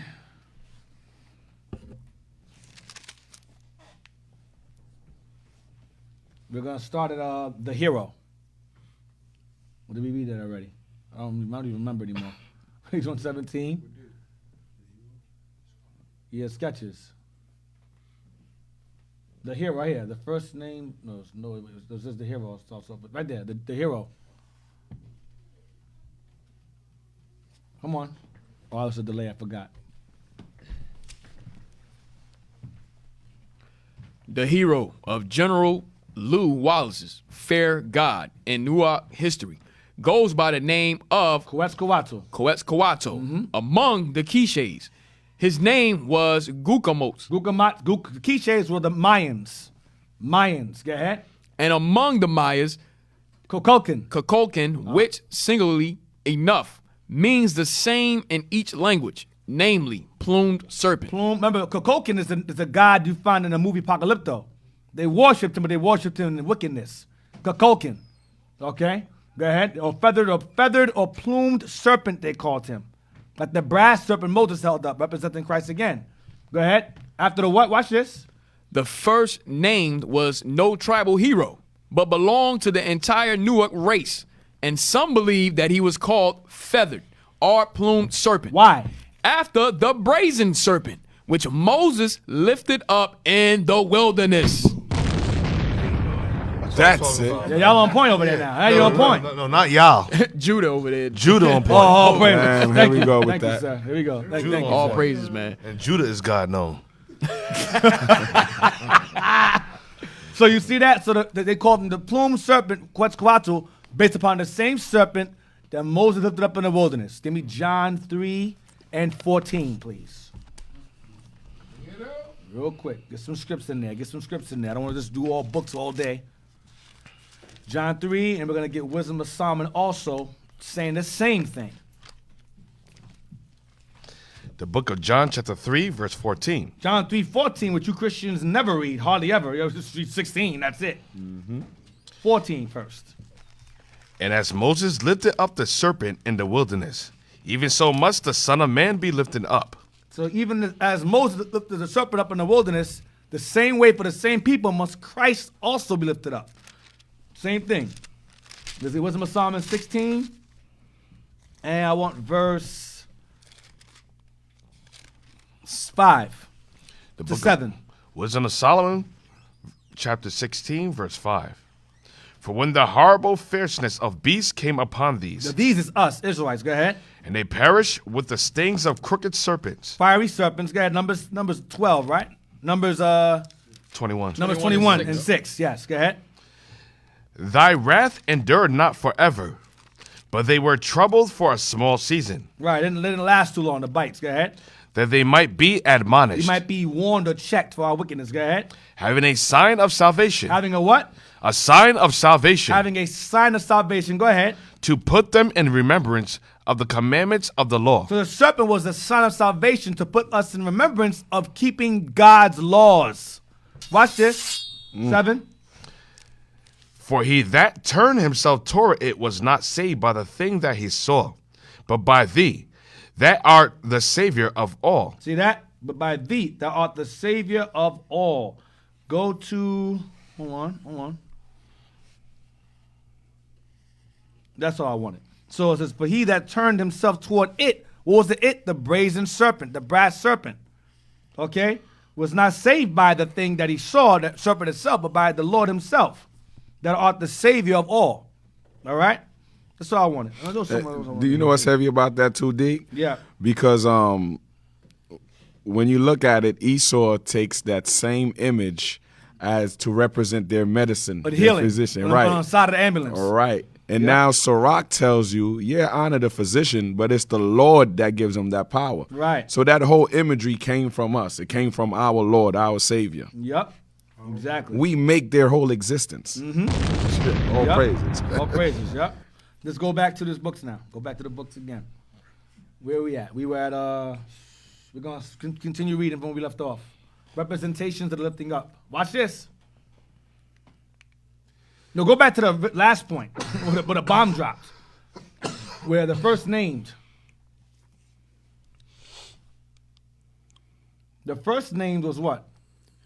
The first named, go up. The first named was no tribal hero. Go up some. The first name was who? Go up again. So a point isn't lost. Was Quetzalcoatl. Go ahead. Go that down. Go back down. The first named was no tribal hero, but belonged to the entire Newark race. He belonged to the entire Newark race. Go ahead. And some he wasn't just some regular guy. He was belonged to the entire race. Go ahead. And some believe that he was called feathered or plumed serpent, after the brazen serpent which Moses lifted up in the wilderness. Because he represented Christ. John 3:14. Go ahead. Representations of the lifting up of serpents frequently occur in Mexican paintings. Or Mexican hieroglyphics. That's what Kingsborough's book was about. Mexican paintings, depictions. Go ahead. Not only so, but the plagues which Moses called down upon the Egyptians by lifting up his rod, which became a serpent. Right, his rod. Go ahead. Are referred to in some of the pictures found in Moses' rod turning into a serpent is also found in pictures of what? In the what?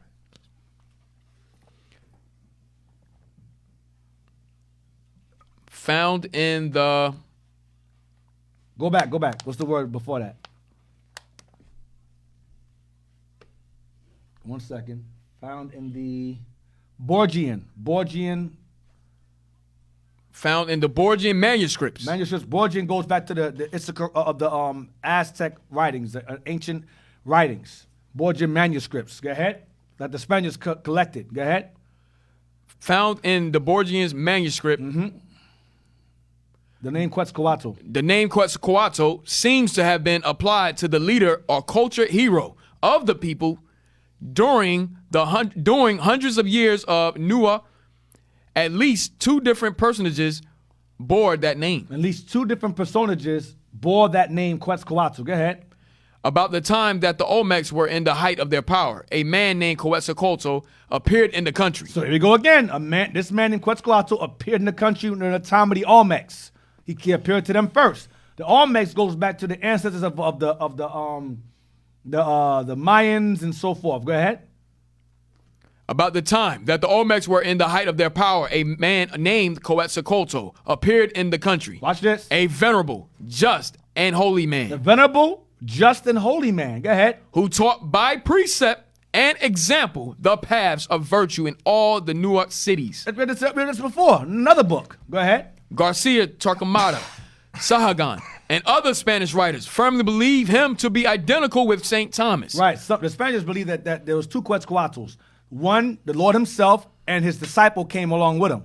That's the Spaniards. The Spaniards believe that St. Thomas came over here, and the natives are saying that Christ came over here. So there's two different accounts. Go ahead.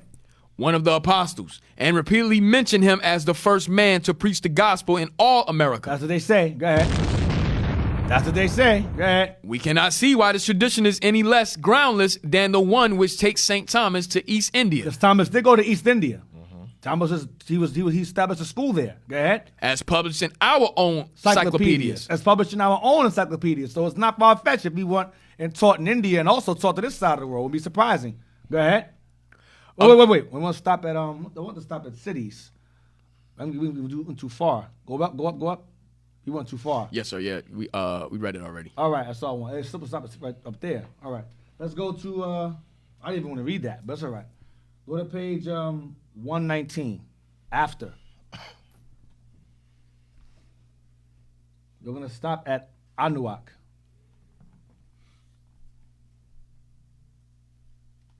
We're gonna start at after and stop at Anuak.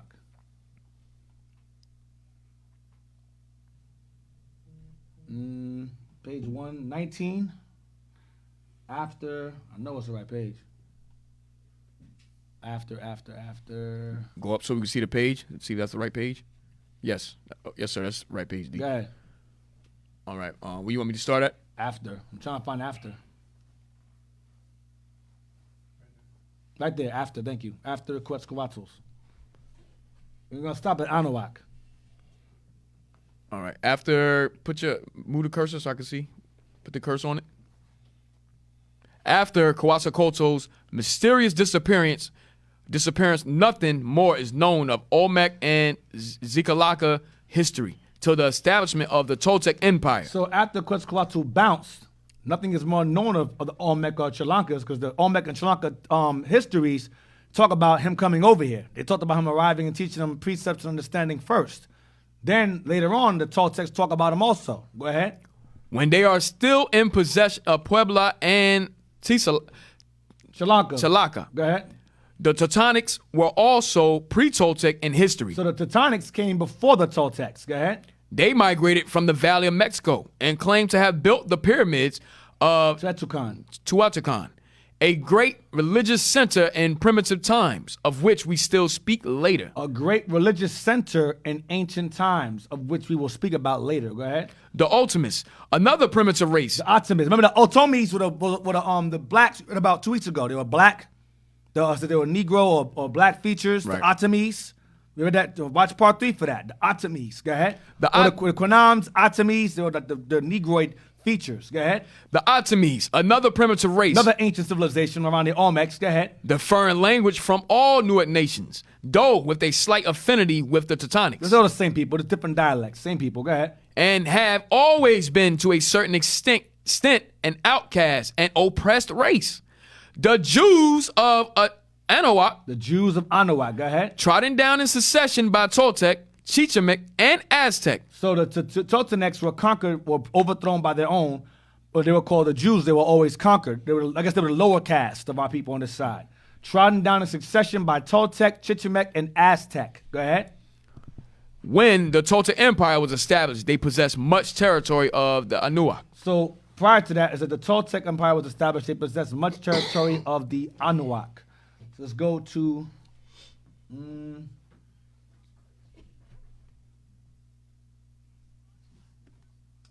page 202 again. Go back to page 202 of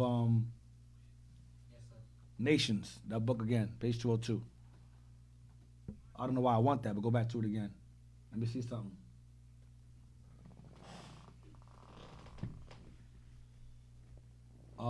This is after and that conquest. You read it already? Let me see. After the time of and that conquest. You read that already? I think, I'm thinking. I jumped ahead. Go to the Hebrews, the yellow Hebrews. You know, V. You know what I want. Page 183. Now the 3 looks retarded, so I gotta look at it properly. It's 183. I sent that today, I think. Well, I sent that today, I believe. It's the yellow book. Yeah, that's 84, I believe. 183. I think I sent 83 today.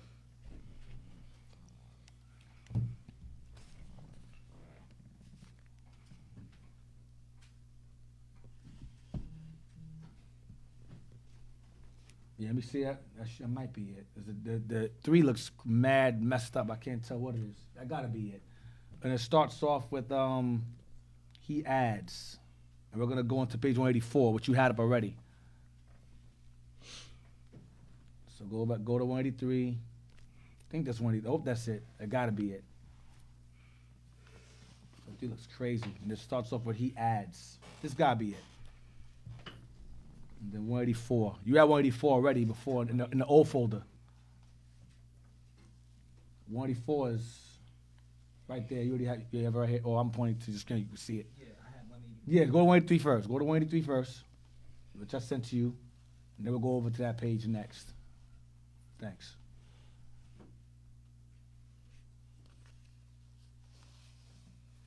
No, 83. You have it up there. Right there? That's it. Yeah, that's it right there. Let me see it. Says he adds. Yeah, that's it. Go to it says he adds. Then go to 184 after that. So you can add that 183 up in there. If you throw it in that folder also. You saved it in there already? Okay, 183. That's it. That's 183. All right. That's 108. 183. That's it. He adds. Start at he adds. It says he adds. It says the people, however, who traversed. He adds, and we'll end at page 184. Obtained relief. All right. He adds. Yep, that's it. This book is very, very, very good regarding the Americas and the Native Americans undeniably being Israelites throughout all the Americas. So we're going to start at he adds. He adds, the people, however, who traversed Mexico, left behind them traces of cultivation and civilization. So this book gives you a bit of a timeline of their rulerships, right? Right here, the Toltecs, or T-A-U or T-O-L, same thing. Go ahead. The Toltecs appeared first in the year 648. The Chichimecs in 1170. The Nuates in 1178. 8 years after. The Akos and Aztecs in 1196. It's all the same people. This descendants going down. Go ahead. The Toltecs introduced the cultivation of maize. The maize and cotton. They built cities, made roads, and constructed those great pyramids. Don't sound savage. They don't sound savage to me. Wow. They don't sound ignorant to me, building roads and temples and cities and all that. Go ahead. Which are yet admired. And are still admired today. The ruins are admired today. Go ahead. And of which the faces are very accurately laid out. They knew the use of hieroglyphical paintings. Remember, that's what Kingsborough collected. He collected their hieroglyphics. Go ahead. And could find metals and cut the hardest stones. And they can found metals and they can cut the hardest stones. They were stone cutters, like in Book of Kings. Go ahead. And they had a solar year more perfect than that of the Greeks and Romans. Now, their sun calendar surpassed the Greeks and Romans calendar. Our calendar surpassed everybody else's. Go ahead. The form of their government indicated that they were the descendants of a people who had experienced great vicissitudes in their social state. So the form of their government indicated that they were descendants of a people who had experienced great vicissitudes. What's that word mean? Look that word up, please. Vicissitudes. Vicissitude. And Deacon, if I may, going back to them cutting the hardest stones, that shows you the Olmec heads. Yes. They made. Yes, cutting the stones, right. The Olmec heads, yes. The heads found, I think, along Brazil, and the ones found, Olmecs are found where again, Jess? The Olmec heads? They're in Central America, yeah, so Central America. Veracruz. Around Mexico. Yes, sir. Around Mexico, right. Vicissitude means what?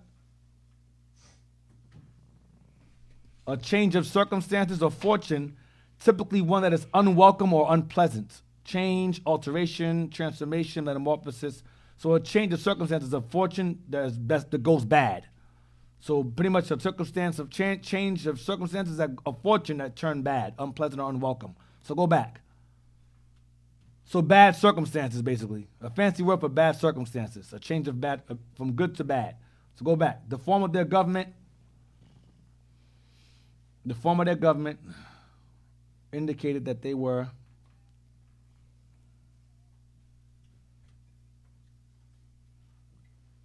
where's it at? Oh yeah, I forgot. It's a delay. I'm sorry.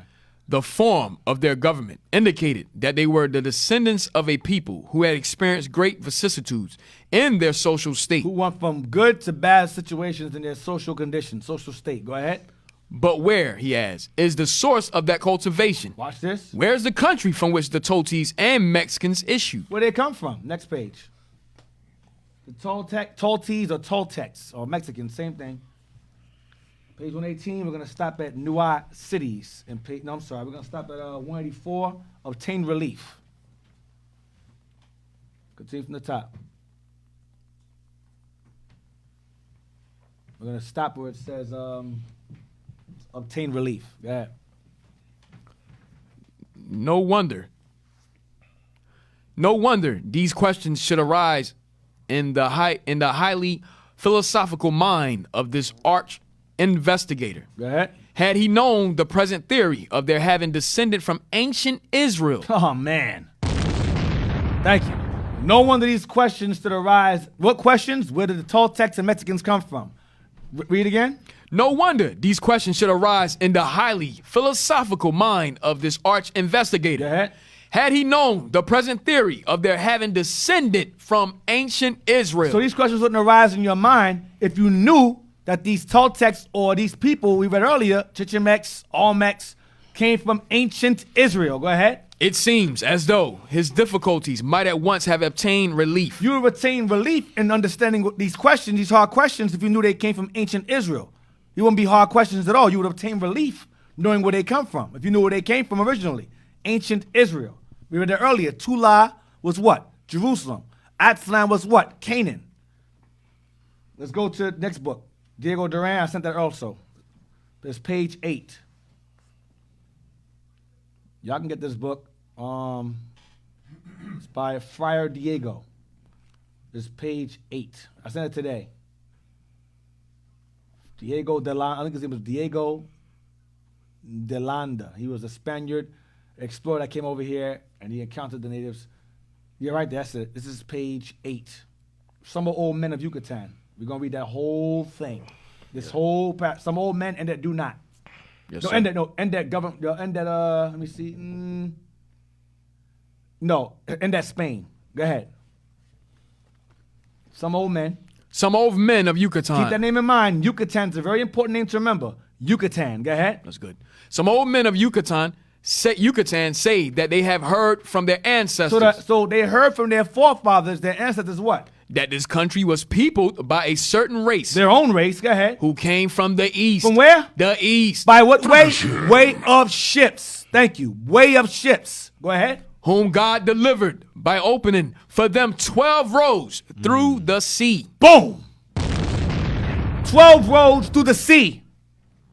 From the east. They were showed signs to get here through 12 roads to the sea. Watch this. If this is true. If this is true, they were shown 12 roads to the sea.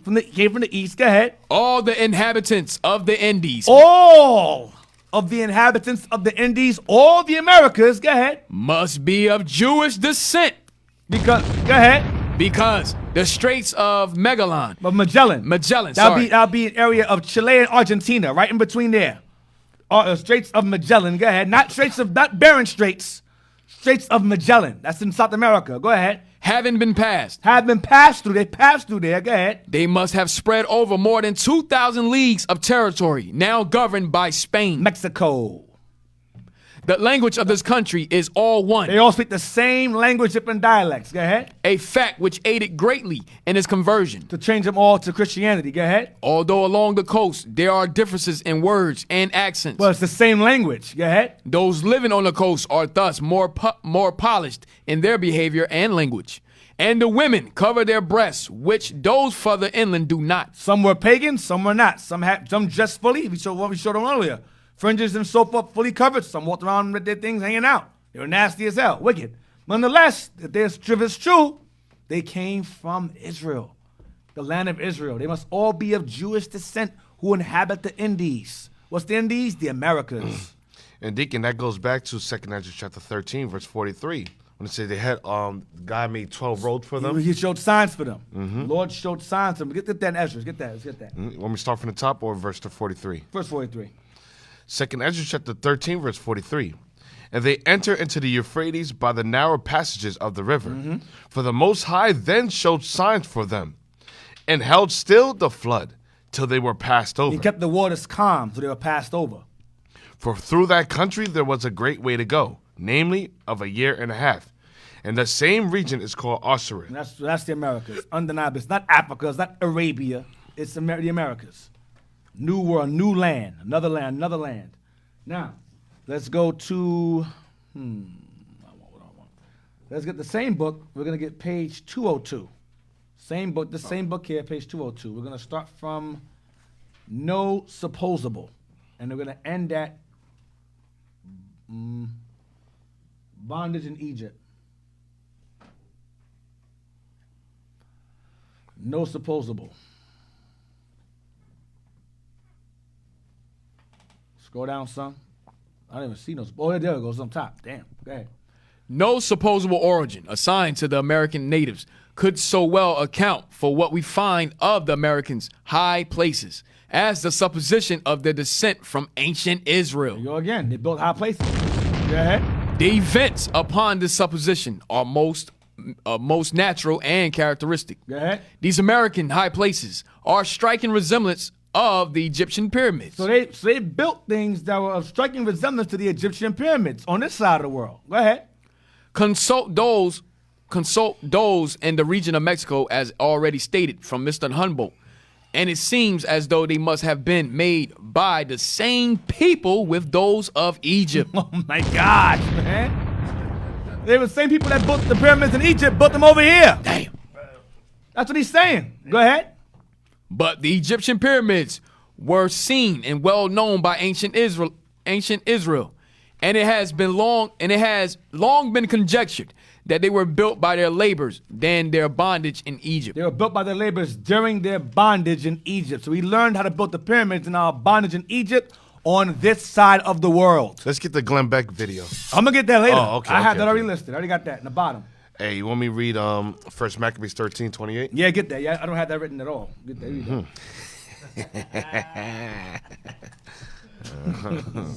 that. 1 Maccabees chapter 13, verse 28. Prove that Israelites built pyramids also. Moreover. Oh, you know what? I do have it. But you can read. You can read. No, Deacon, no take backs. Gotta read it, man. I do have it. Gotta read it. That was me.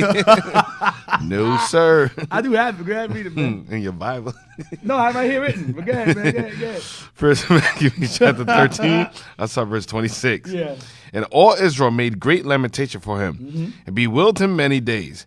Simon also built a monument upon the sepulchre of his father and his brethren, and raised it aloft to the sight, with hewn stone behind and before. Moreover, he set up 7 pyramids, one against another. So, 7 pyramids, one against another. Go ahead. For his father, one for his father, and for his mother, and for his brethren, and 5. Go ahead. And in these he made cunning devices, about the which he set great pillars. And upon the pillars he made all their armor for a perpetual memory, and by the armor ships carved, and that they might be seen of all that sail on the sea. Right, so he put the pyramids in their water, and he carved ships in them so those who sail on the water would see those pyramids in honor of the Maccabees being buried there. And I'm pretty sure Esau found them as well and destroyed them, or robbed them, whatever the hell he did, and lied and covered them up with his demonic mind. Page 203. Same book. We're going to go read the Texcali. There's a place today called Texicali, I believe. I believe it's in the Americas. Texicali. It's page 203, the Texicali. It's page 203.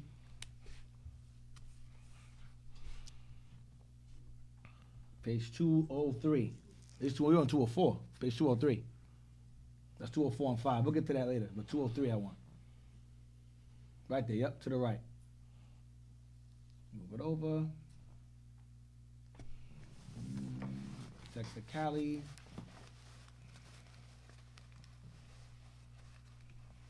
No, not that. It's T-E-X. C-A-L-I. It's somewhere there. Keep going. I ain't right for nothing. Or is it Teocali?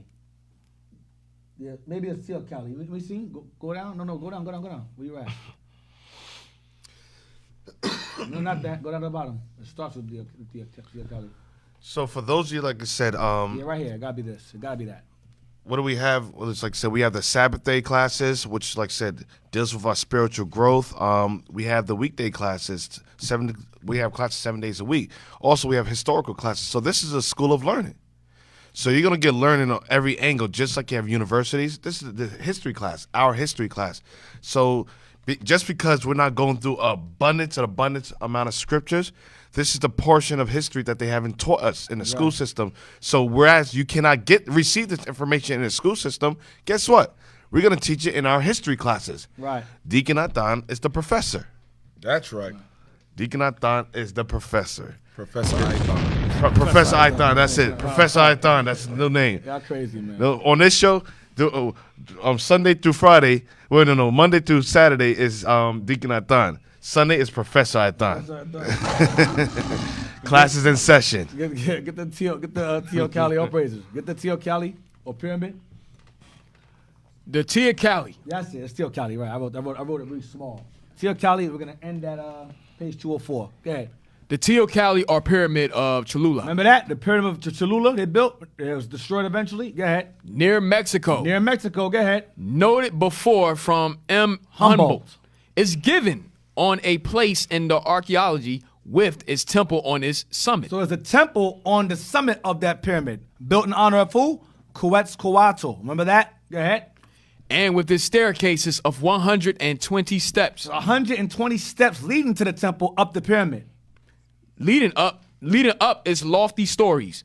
This huge, majestic pew was called the mountain made by hand of man. Right, they built it brick by brick. They said hands, it passed it from brick by brick, from person to person, and built it by hand all the way up.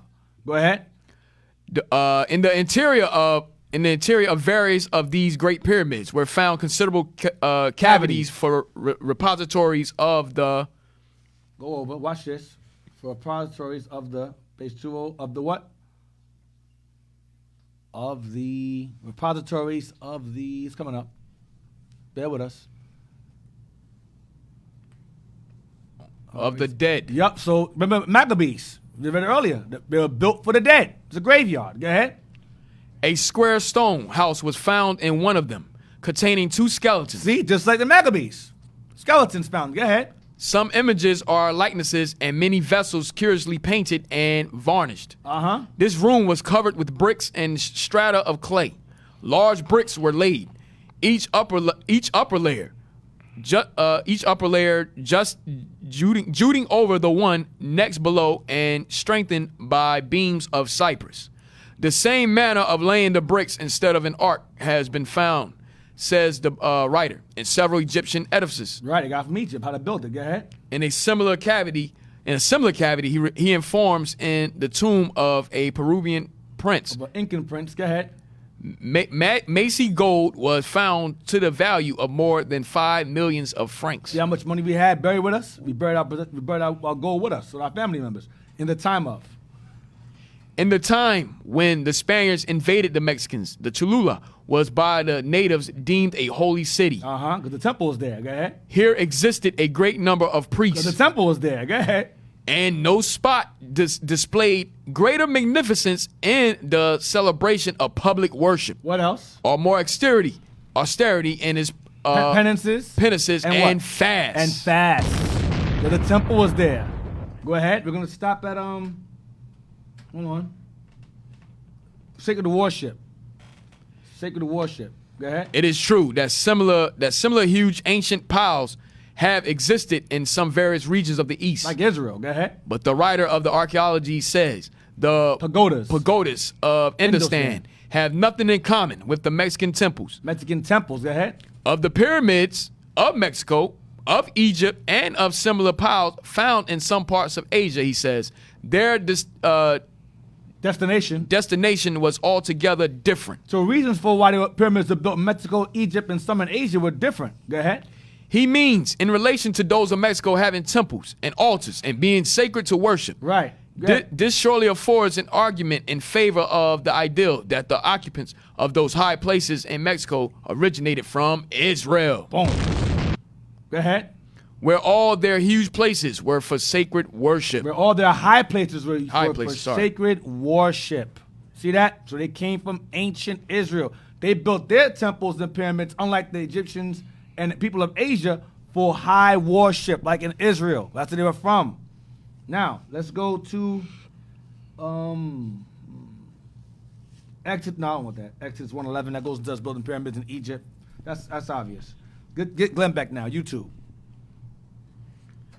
Deacon, when you have time, I have an image of inside the temple of what it looked like. Of Cholula? Just a regular pyramid. General? Okay, send it. Post that first. While we're storing the thought of that, and get the Glenn back video as well. We're gonna start from the very beginning. We're gonna end at 8. Is made up. 8 minutes. It's a lot to listen to. I don't want to miss nothing he says. And listen, and when you do your normal classroom sessions with your children, for those of you that homeschool, this information should be infused in your lessons, your daily lessons for your children. Just like what? With the school curriculum, Esau has American history. You should have what? Our Bible history. So these classes should be stored up and like documented so your kids can study this as well. You know? You got the images that Jess sent y'all? So the next generation of teachers, so when they grow up, they can eloquently and easily deliver the information. Wow, that's crazy. That's heavy. Blow that up, man. Blow that up. There's an idea, right, of how they're built? Yes, sir. So this is a description of how the temple was built and what was actually inside of it. Yeah, blow it up some. Wow, look at that. Look at the top. That's a tunnel? Yes, sir. So that's where the treasure, what we just read about the treasure and the gold, the 5 million francs, that was at the top. We stored the treasure at the top. The temple on the top. So the pyramid, they built the pyramid initially. This is Cholula or no? This is just a regular pyramid. Yes, sir. Regular one. But a temple on top, though. You could blow that up. You blow it up. You don't gotta see the bottom. You just scroll down.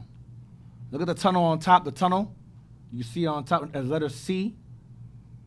Right. So it's like a key to the description of what you see in there. Right. And then you have like the temple on top, the very top, the stairs leading up to it. This is a perfect example of Cholula, the temple being built on top of a holy place, a highly sacred and holy place. Okay. Go down to the bottom. See inside. So that mask you see over there, that's what they put over the body, the face mask they placed over him. Over the body in the tomb. Yes, sir. Okay. So as you go down, that's where the body was at. So you would go down those stairs right there, and they put the body all the way down there. So the treasure sat up top. And the body on the bottom. The body was on the bottom. And the body was also buried with treasure as well. Yes, sir. The bodies. Okay. I believe we called it our necropolis. Ours was called our necropolis. Yes. Yeah. Necropolis. So let's go back. Thank you, Chess. Yes, sir. Let's go on to. So all throughout South America, as Central America and North America, you have pyramids, you have temple mounds. Even in Puerto Rico, there's a pyramid found. So that shows you who's on the side of the world. Yep. We're going to watch this all the way to 8:39. It's a lot, but just bear with me. It's about I got this far. Let's get 8:39. Load up so we can hear it. Can't hear it. It's too low. And 6 feet, 606 feet. Now, this is part 3. For some strange reason, I can't find part 1 and 2. Because when we read part 1 and 2, he shows you how the pyramid that's found in North America is the exact same measurement and built exactly the same way as the ones in Egypt, Giza. That's all not right? it? Huh? That's not it? This is part 3 of 1 and 2. I might have it in my video. Well, I haven't seen 1 and 2 at all. I can't. This is part 3. I've never seen 1 and 2 on YouTube at all. It's gone. I've been looking for it. They haven't. Yeah, I think they removed it. Yeah. Remember, they made this guy. They made Glenn Beck. He's a Mormon. They made him renege and go back and say that what he said in this video is false. Now how the Native Americans and Israelites said, listen, go back. And this show is gone. They canceled the show because of that. What he put out in this video, I think he canceled the show because of this. Okay? Press play. Of 606 feet, 606 feet. Same measurements. 6 feet, 606 feet.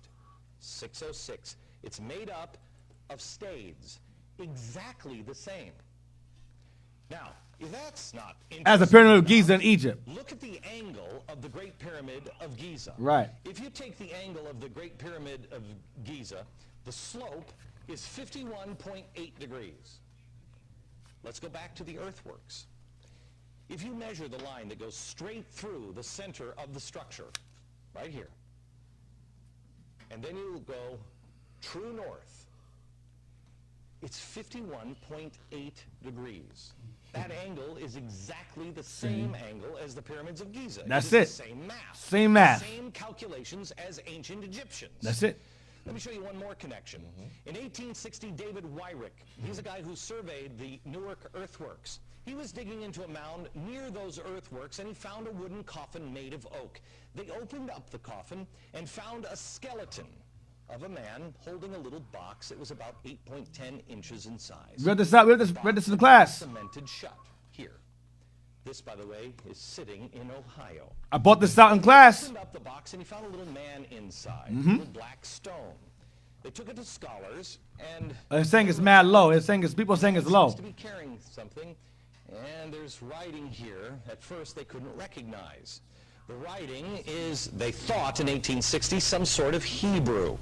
Well, finally, about 20 years later, they found some rabbis living in the area, and the rabbis looked at that, and they could read it. They said it was an old kind of block Hebrew, and it was a rendition of the Ten Commandments. Uh-huh. Now, this is another piece. Yo, is it turned up? Block Hebrew. They said they'd never seen anything like it. Mainstream archaeologists at the time called this a hoax. But then in 1900, or just about after 1900, in Israel, they found the same block-style Hebrew writing. Mm-hmm. Mainstream archaeologists still dismissed the findings. They found it in Israel, and they found it in Ohio. But there was another stone that they found that they couldn't argue. Mm-hmm. This is the Bat Creek stone. Mm-hmm. It was found during the course of an official Smithsonian evacuation. The Smithsonian didn't understand the meaning of the writing on the stone. They thought it was Cherokee, since it came from Cherokee country. They didn't realize that it's actually Hebrew. Mm-hmm. They had published this originally upside down. Mm-hmm. They threw it in a box at the bottom of the Smithsonian, put it in the basement. They knew what it was. Many years later, a scholar took it out of the box, looked at it, and went, oh my gosh, it's upside down. It's Phoenician. Pause. Pause. It's Phoenician. Ancient Hebrew. Found by the Cherokees. North American Indians. You understand? Do y'all understand what this guy is saying? That's what I said. Listen, cancel this dude's show. He talking too much. He said that they put it at the bottom of the Smithsonian and buried it because they knew what it was. And whenever Esau finds something he don't like, he goes, listen, it's a hoax. It may be, it's supposed, it's alleged. Claim. It's a claim. It's believed. They water it down. But he's telling you that this is ancient Hebrew writing, Phoenician, which were Hebrew, Israelites, not Hamites, Israelites. That's right. That were on this side of the world. Continue. So what's going on here? You tell me, what's happening? Where is that history? Where is it? I'll show you in a few minutes, and we're going to have a conversation. I'm going to show you some more things that the Smithsonian, science, government, commerce colluded to erase. See that? Pause. I want to thank the government, the Smithsonian, colluded to erase. They don't want the world to know the Native Americans on this side of the world are ancient Israelites. And they got a lot of ignorant, wicked Negroes in Israel who I believe are set up by Esau also to push the same narrative that they're not Israelites, that the Native Americans are heathens and only blacks are Israelites, to keep the 12 tribes from uniting. We on to you too. Hey, Deacon. And some of y'all are just dumb niggas. Hey, some Deacon, of you are just dumb. this is some of these black Negroes saying that there's black only Israelites. 2 Ezra 9 verse 22. Let the multitude perish then, which was born in vain. Mm-hmm. They have no purpose in this life. Right. They were just born in vain. Right. They just here, huh? You They was belong. born for the nuclear missiles. That's it. You should have ended up on a blanket dried up somewhere. Oh, You shoot. Never end up in a womb. Someone's back, in a sock. Hey, where that sword at, man? Someone's teeth, whatever. Only but not in the womb. Onan should have been your father. Yeah, should have spilt you. Spilt you somewhere. No purpose in life but to run your mouth. Going back to what he says about they buried it. The mic. Is Officer Mike on? I can't hear him through the headphones. Officer LeCroix mic. You know? Go ahead. Yeah, like I was saying, like you said, they buried it on the bottom Of the Smithsonian. Mm-hmm. That goes back to the Deacon Yawasa Fetler's book, Puerto Rico, Flame of Resistance. Yes. Flame of Resistance. They dig The truth. They buried the truth. Right. Right. Yep. Right there. And that book is no longer hard. It's hard to get now. Now it's revised, and they're trying to be slick with it. Continue. Press play. Come on. Directors of the documentary Lost Civilizations of North America for bringing these stories to my attention. I was blown away. To find more, visit the website lostcivilizationdvd.com. Here's the thing we should be asking ourselves. I don't know the story of these. Do you know? Did you know that? Yeah. Do you live in Ohio and did you know that? Yep. No. Well, our brothers do. They Yeah, don't. that's true. Were the American Indians wronged? Yes. Yes. And that's what we focus on in America. Is we were bad to the American Indians. Forget about it. It's in the past. The question should be the ones that the founders asked. Who are they? What knowledge do they have? Pause. The founders is the founders of America. They were asking after they conquered them, who are these people? What are they doing here? And when they realized who we were, they said, oh, damn, we messed up. We too late conquered now. God's people. Oh, well, Might as well bury keep it. continuing. Might as well continue. We got the land. Let's bury this information. You understand? That's why this guy's show is gone. Deacon, they had to they banished this dude, right? They Not only banned. that, He's remember- like no longer. He might have killed him. I don't know where he is now. That's true. I haven't seen it for a while. Yeah, But he might be remember, missing. he He had to might- recant all this information. He had to recant it. And he remember he redid the 12 tribes chart. Yep. And attributed to the British, the French, Yep, the Caucasians. or the Anglo-Saxon Israelite chart. Yep. Wow. That's what he did. Go ahead. We would have now if we would put our differences aside and put our past in the past and concentrate on today and say, let's learn from each other. What do you have? What is that? What is that? When we come back, I'm going to be joined by Peter Lilback, who is, I told you before, is one of my favorite authors. He's going to talk to me a little bit about the founders here. And I'm also going to show you some documents that show how that history has been erased. Next. This is the Smithsonian Annual Report, 1882, 1883. This is John Pause. Wesley, Pause. The best books are the old books. 1882, 1883. Those are the best books. Yes, sir. Those are the best. So we have them. We own books we own books older than that. It's in the Smithsonian report he's reading from. So don't tell you, oh, that book is outdated. No such thing. The best books are the most oldest ones, the ones you can't turn the pages on. I have books in my house, I turn a page, it falls out. It's old. That old book smell is the best smell to have. You're like, I shouldn't have this. I love it. Shouldn't have it, but I got it. We have it. Continue. This is an original copy. See, pause it. John Wesley Howell. It's an original copy. Hey, Deke, man, they That's probably, why we stress having the original copies. Go ahead, Jed. Yo, Deke, they probably in the back like, yo, what is he doing right now? Because you know the prompt that he read from. He's like, yo, get that out the way. I got something I got to say. I got something I got to get off my chest. Yup. Go on, He continue. might be Kingsborough in the spirit. Yeah, he might be Kingsborough in the spirit. Hey, if you want to donate, to our book club, just IYC.Philadelphia, Yeah. everynight.org. Right. Just put my name in the caption if you want to donate What? to me. Put Cap name in the notes. Yeah, press play. It's about to try to get booked. In 1789. Again, this is Powell. This is the director of the Bureau of Ethnology at the Smithsonian Institute. He said this. Artifacts found prior to Christopher Columbus's arrival would be considered illegitimate by the Smithsonian. Only the savage Indian culture would be observed, and this created the artificial barrier to science. Pause. So, any information regarding the Native Americans, before Columbus, he goes, we're not going to use that. We're going to deal with them being savages and being primitive and being base. We're going to deal with that and that alone. Anything prior to that, we don't want to deal with that. Because before that proves what? That they're the children of Israel. So we're not going to deal with that. We're going to leave that to the side.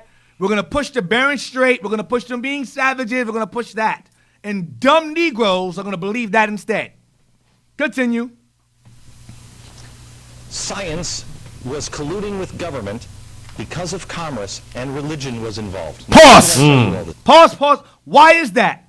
Because when they came over here, what they do to Native Americans? They converted them away from their true heritage, like they did us.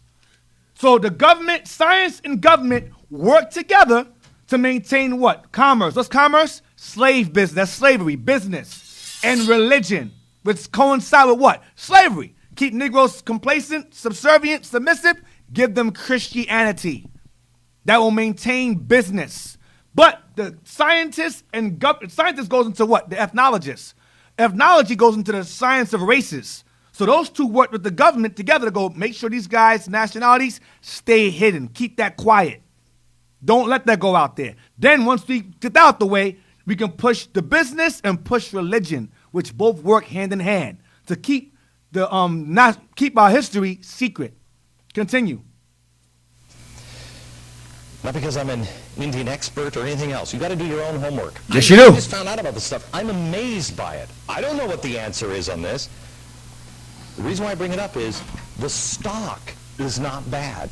The soup went bad, but the stock is not. Peter Lilback, Dr. Peter Lilback.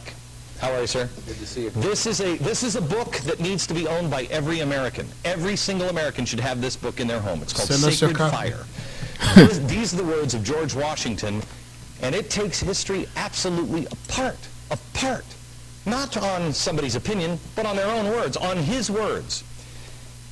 Peter, I want to go to you and talk to you a little bit about, again, the stock. George Washington had a good relationship. Our founders had a good relationship with the Native Americans. Pause. That is a lie. He was referred to as, they called him in the native tongue in English, the village destroyer, the town destroyer. He was a savage bastard. Right. And slave owner. That is a lie. That right there he just said is a lie. He was good. He was going good for 6 minutes and 23 seconds. But after that, that's some straight bull. Destroyed 33 BS. Native American Indian villages. He was known as the village or town destroyer with his toothless ass, wooden teeth. The hell with him. Continue. Yeah, wooden leg too? Yeah, whatever. They should have a wooden heart too. Continue. No question about that. When they came to America, they realized they could not survive without a close relationship with the Indian people. Right, porn. So they could not survive on this side of the world without the savages, right? Go ahead. For example, is the Pilgrims who had blown off course. 800 miles out of their destination in Virginia, they're in Massachusetts. They land on ground, and they're in the middle of nowhere, no government. They make the Mayflower Compact, so they have government when they land. And there's no Native Americans there because a plague had gone through, but one person... Yeah, Edomites, the plague. A Native American that knew English. He'd actually been taken captive to England. He'd learned the English. Pause. Taken captive to England. So how'd he get to England? What? They flew him there in a rocket ship? He got there in a slave ship. Right. They took him to England in a slave ship, taught him English, and brought him back over. Took some to Spain. Deuteronomy 28:68. That's right. Deuteronomy 28:68. They fit that also. And some will say, oh, well, the Native Americans weren't scattered in all four corners. Some of them, they're still here. Well, guess what? So if you're going to use the base of Native Americans aren't being Israelites because they're still here and were colonized, what about the Israelites in Africa that's still there and they weren't brought in slave ships? They were colonized over there. Are they not Israelites either? That means they're heathens too. They didn't go, they're still over there. They didn't put in ships. So they don't fit that scripture either. So are they heathens?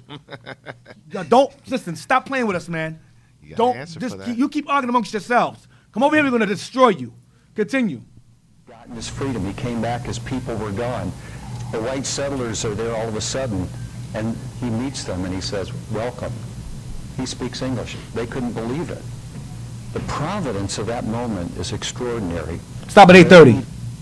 8:39. And there was a person there to help him, and he was a Native American. Right. And that creates Massachusetts. All right, do I have time for one more? That creates Massachusetts. Keep that in mind. Come back and talk about, I want to talk about William Penn. Right, William Penn, keep it in mind. William Penn. When he was working with the Indians, that is critical to understand the truth, I think, about America. Pause. William Penn is the name from which the name Pennsylvania comes from. Named after him, William Penn. William Penn, keep that in mind. Continue. Next. We're gonna stop at 8:39.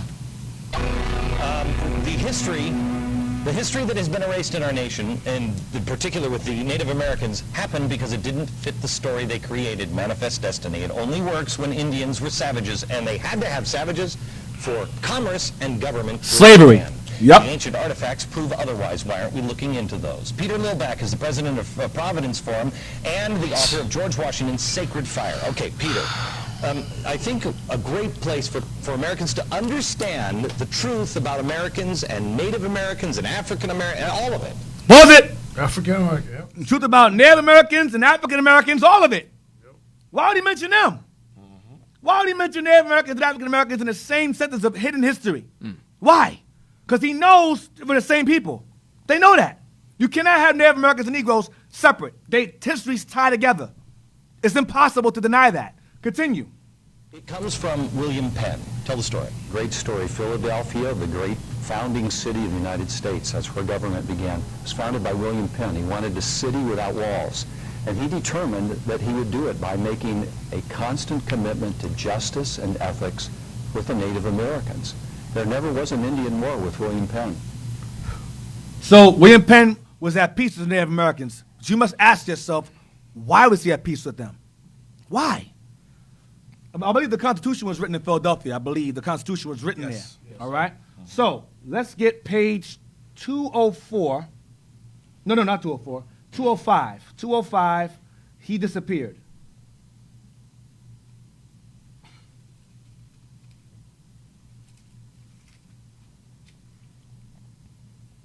And we're going to end at happiness on page 205.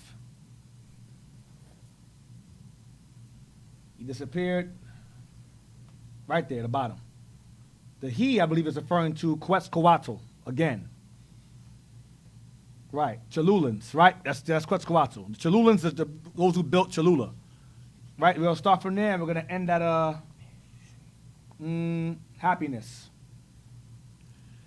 He disappeared after he had declared to the Cholulans that he would return and govern them again. And what? And renew their happiness. Why? Because he knew before he returned, they were going to go through what? Great calamities.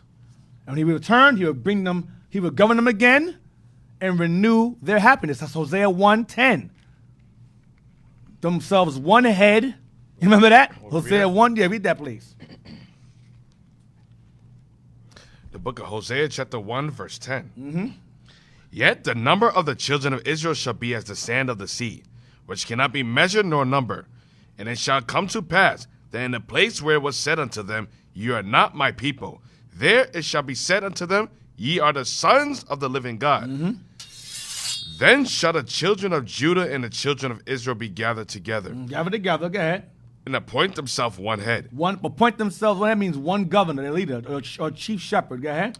And they shall come up out of the land, for great shall be the day of Jezreel. He shall govern them again and renew their happiness. Same thing. Now, let's get Genesis 49:13. Genesis 49:13. I hope I can get through this. I want to get through this quick. Genesis 49, verse 13. The book of Genesis, chapter 49, verse 13.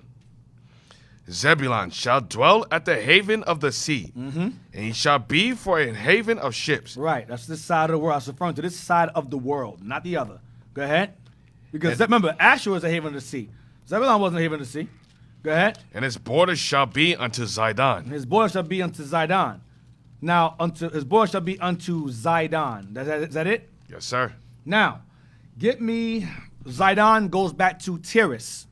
The Sidonians, their city was called Tyrus, or Tyrus. Remember that numerous times earlier in the series? You had Old Tyre, the mainland. You had New Tyre, the island, or Zerah Island, right? So his border shall be unto Zidon, talking about Zebulun, right? It wasn't Zebulun, because Zebulun was, you had Asher had the shore. Their border was Zidon. Zebulun was in the middle. So what's that referring to? Let's get regarding Sidon. His border shall be unto Sidon or Tyrus. Get me what I sent you, the commentary, Ezekiel 28, verse 2. Ezekiel 28, verse 2. Yeah. Ezekiel 28, verse 2. I want, hold on. Go down to, let me see, wait. Go down. Down. It should say Ellicott's commentary. Go down. It should say Ellicott's commentary. Is that what I sent you? Go up. Wait, stop. Go up.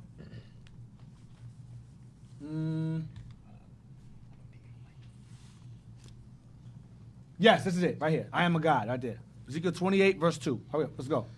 Ezekiel chapter 28, verse 2. Now, it's about Tyrus in verse 2 or 1? Verse 2. Verse 2, read that.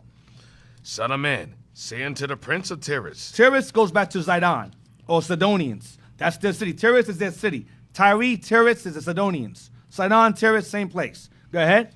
Thus saith the Lord God, because thine heart is lifted up, and thou hast said, I am a God. Tyrus has said, I am a God. Go ahead. I sit in the seat of God, in the midst of the seas. I sit in the midst of the seas. Go ahead. Yet thou art a man. The Lord says, yet you are a man. Go ahead. And not God. And you're not a God. Go ahead. Though thou set thine heart as the heart of God. Though you claim that you are God, but you say, but you're not. Now, read this here. You may say to yourself, well, no, let's read on. Let's read on. Read the whole thing. We're going to read the verse 12 real quick. Come on. Let me read the commentary afterwards and I end it there. Come on. Behold, thou art wiser than Daniel. There is no secret that can hide from thee. With thy wisdom and with thy understanding, thou hast gotten thee riches, and hast gotten gold and silver into thy treasures. By thy great wisdom and by thy traffic hast thou increased thy riches, and thy heart is lifted up because of thy riches. I'm not going to have time. Stop there. Read this right here. This is a commentary. This is a commentary called Ellicott's Commentary on Ezekiel 28. We're going to see if this is making reference to just Tyrus or Sidon. Like we read earlier in Genesis 49, their boys shall be into Sidon, right? Or Tyrus, same place.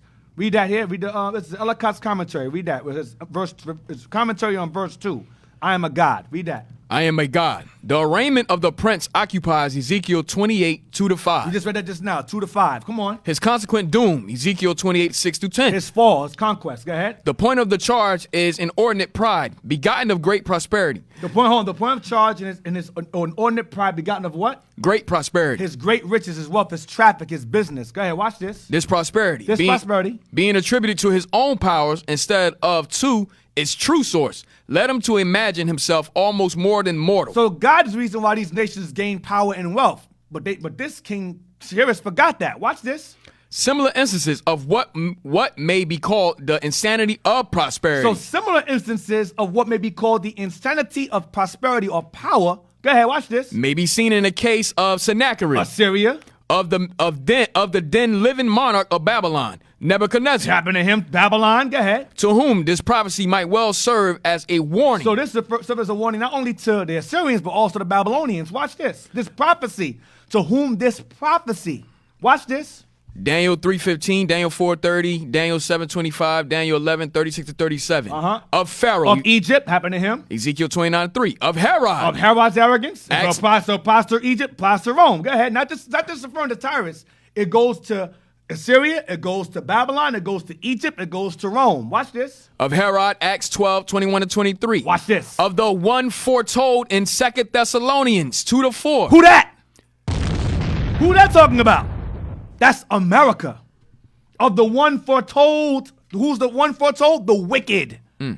In 2 Thessalonians 2-4, so Esau knows that this scripture is multiply folded, it's multiple sourced. Double, twofold, threefold, fourfold, they know that. So when it says Sidon or Tyrus in this instance, it's not always referring to that area. It's referring to multiple places. Just like when it says his boys shall be into Sidon in Genesis 49, it's not referring to Sidon. It's referring to America in Genesis 49:13. The Sidon on that side of the world. This side of the world. Because this side of the world, metaphorically, is Tyrus too, or Babylon. Continue. To which list might be added the names of some more modern conquerors. See, to which list might be added the names of some more modern conquerors. Is America a conqueror? Yes. Is America prosperous? Yes. Is America against God arrogant? Yes. Is it modern? Is it modern? Yes. Continue. And in the degree of many who have been eminently successful in other walks of life and have consequently sacrificed to their own net. Habakkuk 1-16. That's Babylon again. Also in reference to America. Go ahead. It is not to be supposed that the king of Tyre, like some Oriental monarchs, like Asian monarchs, of the East, go ahead, And later Roman emperors. And later Roman emperors, go ahead. Actually claimed for himself religious homage. As God claimed deity, godhood, go ahead. But he had that proud sense of elevation and self-sufficiency, which is only translated into words and the expressions of the text. So the scholars know that when it talks about Tyrus or Sidon, it's not always making reference. It's not always making reference to just that place at that time. It's prophetic it's referring to other future empires. 2 Thessalonians 2 and 4 is referring to the wicked when you read further down. As in America, as in Edom. Babylon the Great, America, same thing. Like in Revelation 18, same thing. He's sitting in the seat of God. Sitting in the seat of God saying, I am a God. Revelation all over the place. That's not Babylon revelation. That's long after Babylon fell. John wrote that in, 96 AD? Between that time? So it's prophetic. That's like what says, his border shall be into Sidon. That's referring to this side of the world. His border will be on this side of the world. All right? So, go ahead, Cap. We have 3 minutes left. 3 minutes, right? All right, so, I want to thank the sisters, breakfast team, hooking us up with the food as usual. The food was amazing. Thank you for the sisters, as well as the IT team. Brothers did an excellent job today. We're going to work on the bombs and the swords. They're doing a good job so far. You're going to work on that. Well, we had to fly somebody up for the bombs. Oh, man. But anyways. Somebody, fresh air. Yes. Fresh air. So, it gets to the brain. Right. Yep. Philly is clogged up. Oh, man. Listen, we also give props where it's due. Shout out to Officer Mattathias from Seattle. Right. He got on the sound effects, you know what I'm saying, and delivered on time. We had to fly out Judah to hear, Lord, the voice save of Judah. The day. Shout out to Officer Mattathias in the building, dropping the bombs on time. On time. Salvation of the Jews. You got thou knows not what thou worship over there. Oh, man. Now, listen, you just gotta forgive IT. There's always a 4-second delay. Right. We also like to shout out the Levites on the show too. We don't want to, neglect our Levite brothers. If what? Right. Oh man. Man, you took it too far. Yeah, man. We want to neglect the Levite, tribes. They think too often that we push them to the side. We touch on Northern Kingdom history. I'm pretty sure that one day Deacon will touch on Levi history. You guys have something to say, but right now, the Most High reserved the best for last. All praises, man, for the new spirit of Captain Joel. I repented, David told me. But other than that, all praise to the Most High. Thank you for tuning in to our Hidden History show. Once again, if you'd like to donate to the cause, all praises to the Most High. For those of you that have been donated, as you can see, we have upgraded equipment so the IT team could deliver the information to you a lot faster as well as smoother. So you could donate to iuic.philadelphia@israelunite.org. Once again, iuic.philadelphia@israelunite.org. You can place in the description box for the IUIC or Philadelphia, our Hidden History radio show. Thank you for your contributions. Please continue to support the truth. Also, please continue to support the Booster Club. As you can see, with your funds, with your donations, we're able to get the gospel out to the four corners of the earth and bring this truth even further. Once again, you can donate to iuic.fundraiser@israelunite.org as well. Right. And the brother that sent the book, the PDF to the book about the Phoenicians, I want to send out my shout outs to you. Thank you very much. I got it. Some good stuff in there. And I'm trying to, I'm not sure who else sent some stuff, but whoever sent, I didn't get to it, but whoever sent stuff in emails, in books, in PDF format, thank you very much. We're going to use it in all due time. So yes. Thank you very much. Yeah, send your books also to iuic.philadelphia@israelunite.org. So if you have books that you like to say you like to contribute, no, I'm just saying, not for myself. Yeah, But if you have books that you like to contribute to the cause, you could send it to iuic.philadelphia@israelunite.org. Also, if you like to contribute books to my collection, you could donate and put it in a donation box. I've seen it. Captain Joel Book Relief Fund. Cap trying to go up on another name. Yeah, Captain Joel Book Relief Fund. Give to the needy. Wow. Shalom, Israel. Most High in Christ bless. Shalom, Most High in Till next Christ time. Shalom, Israel. Most High in Christ bless. Searching for the road to the way back. We don't know our father's going way back. Do you know it? Do you know it? Oh yeah. Oh yeah. We the chosen people. You say no way. And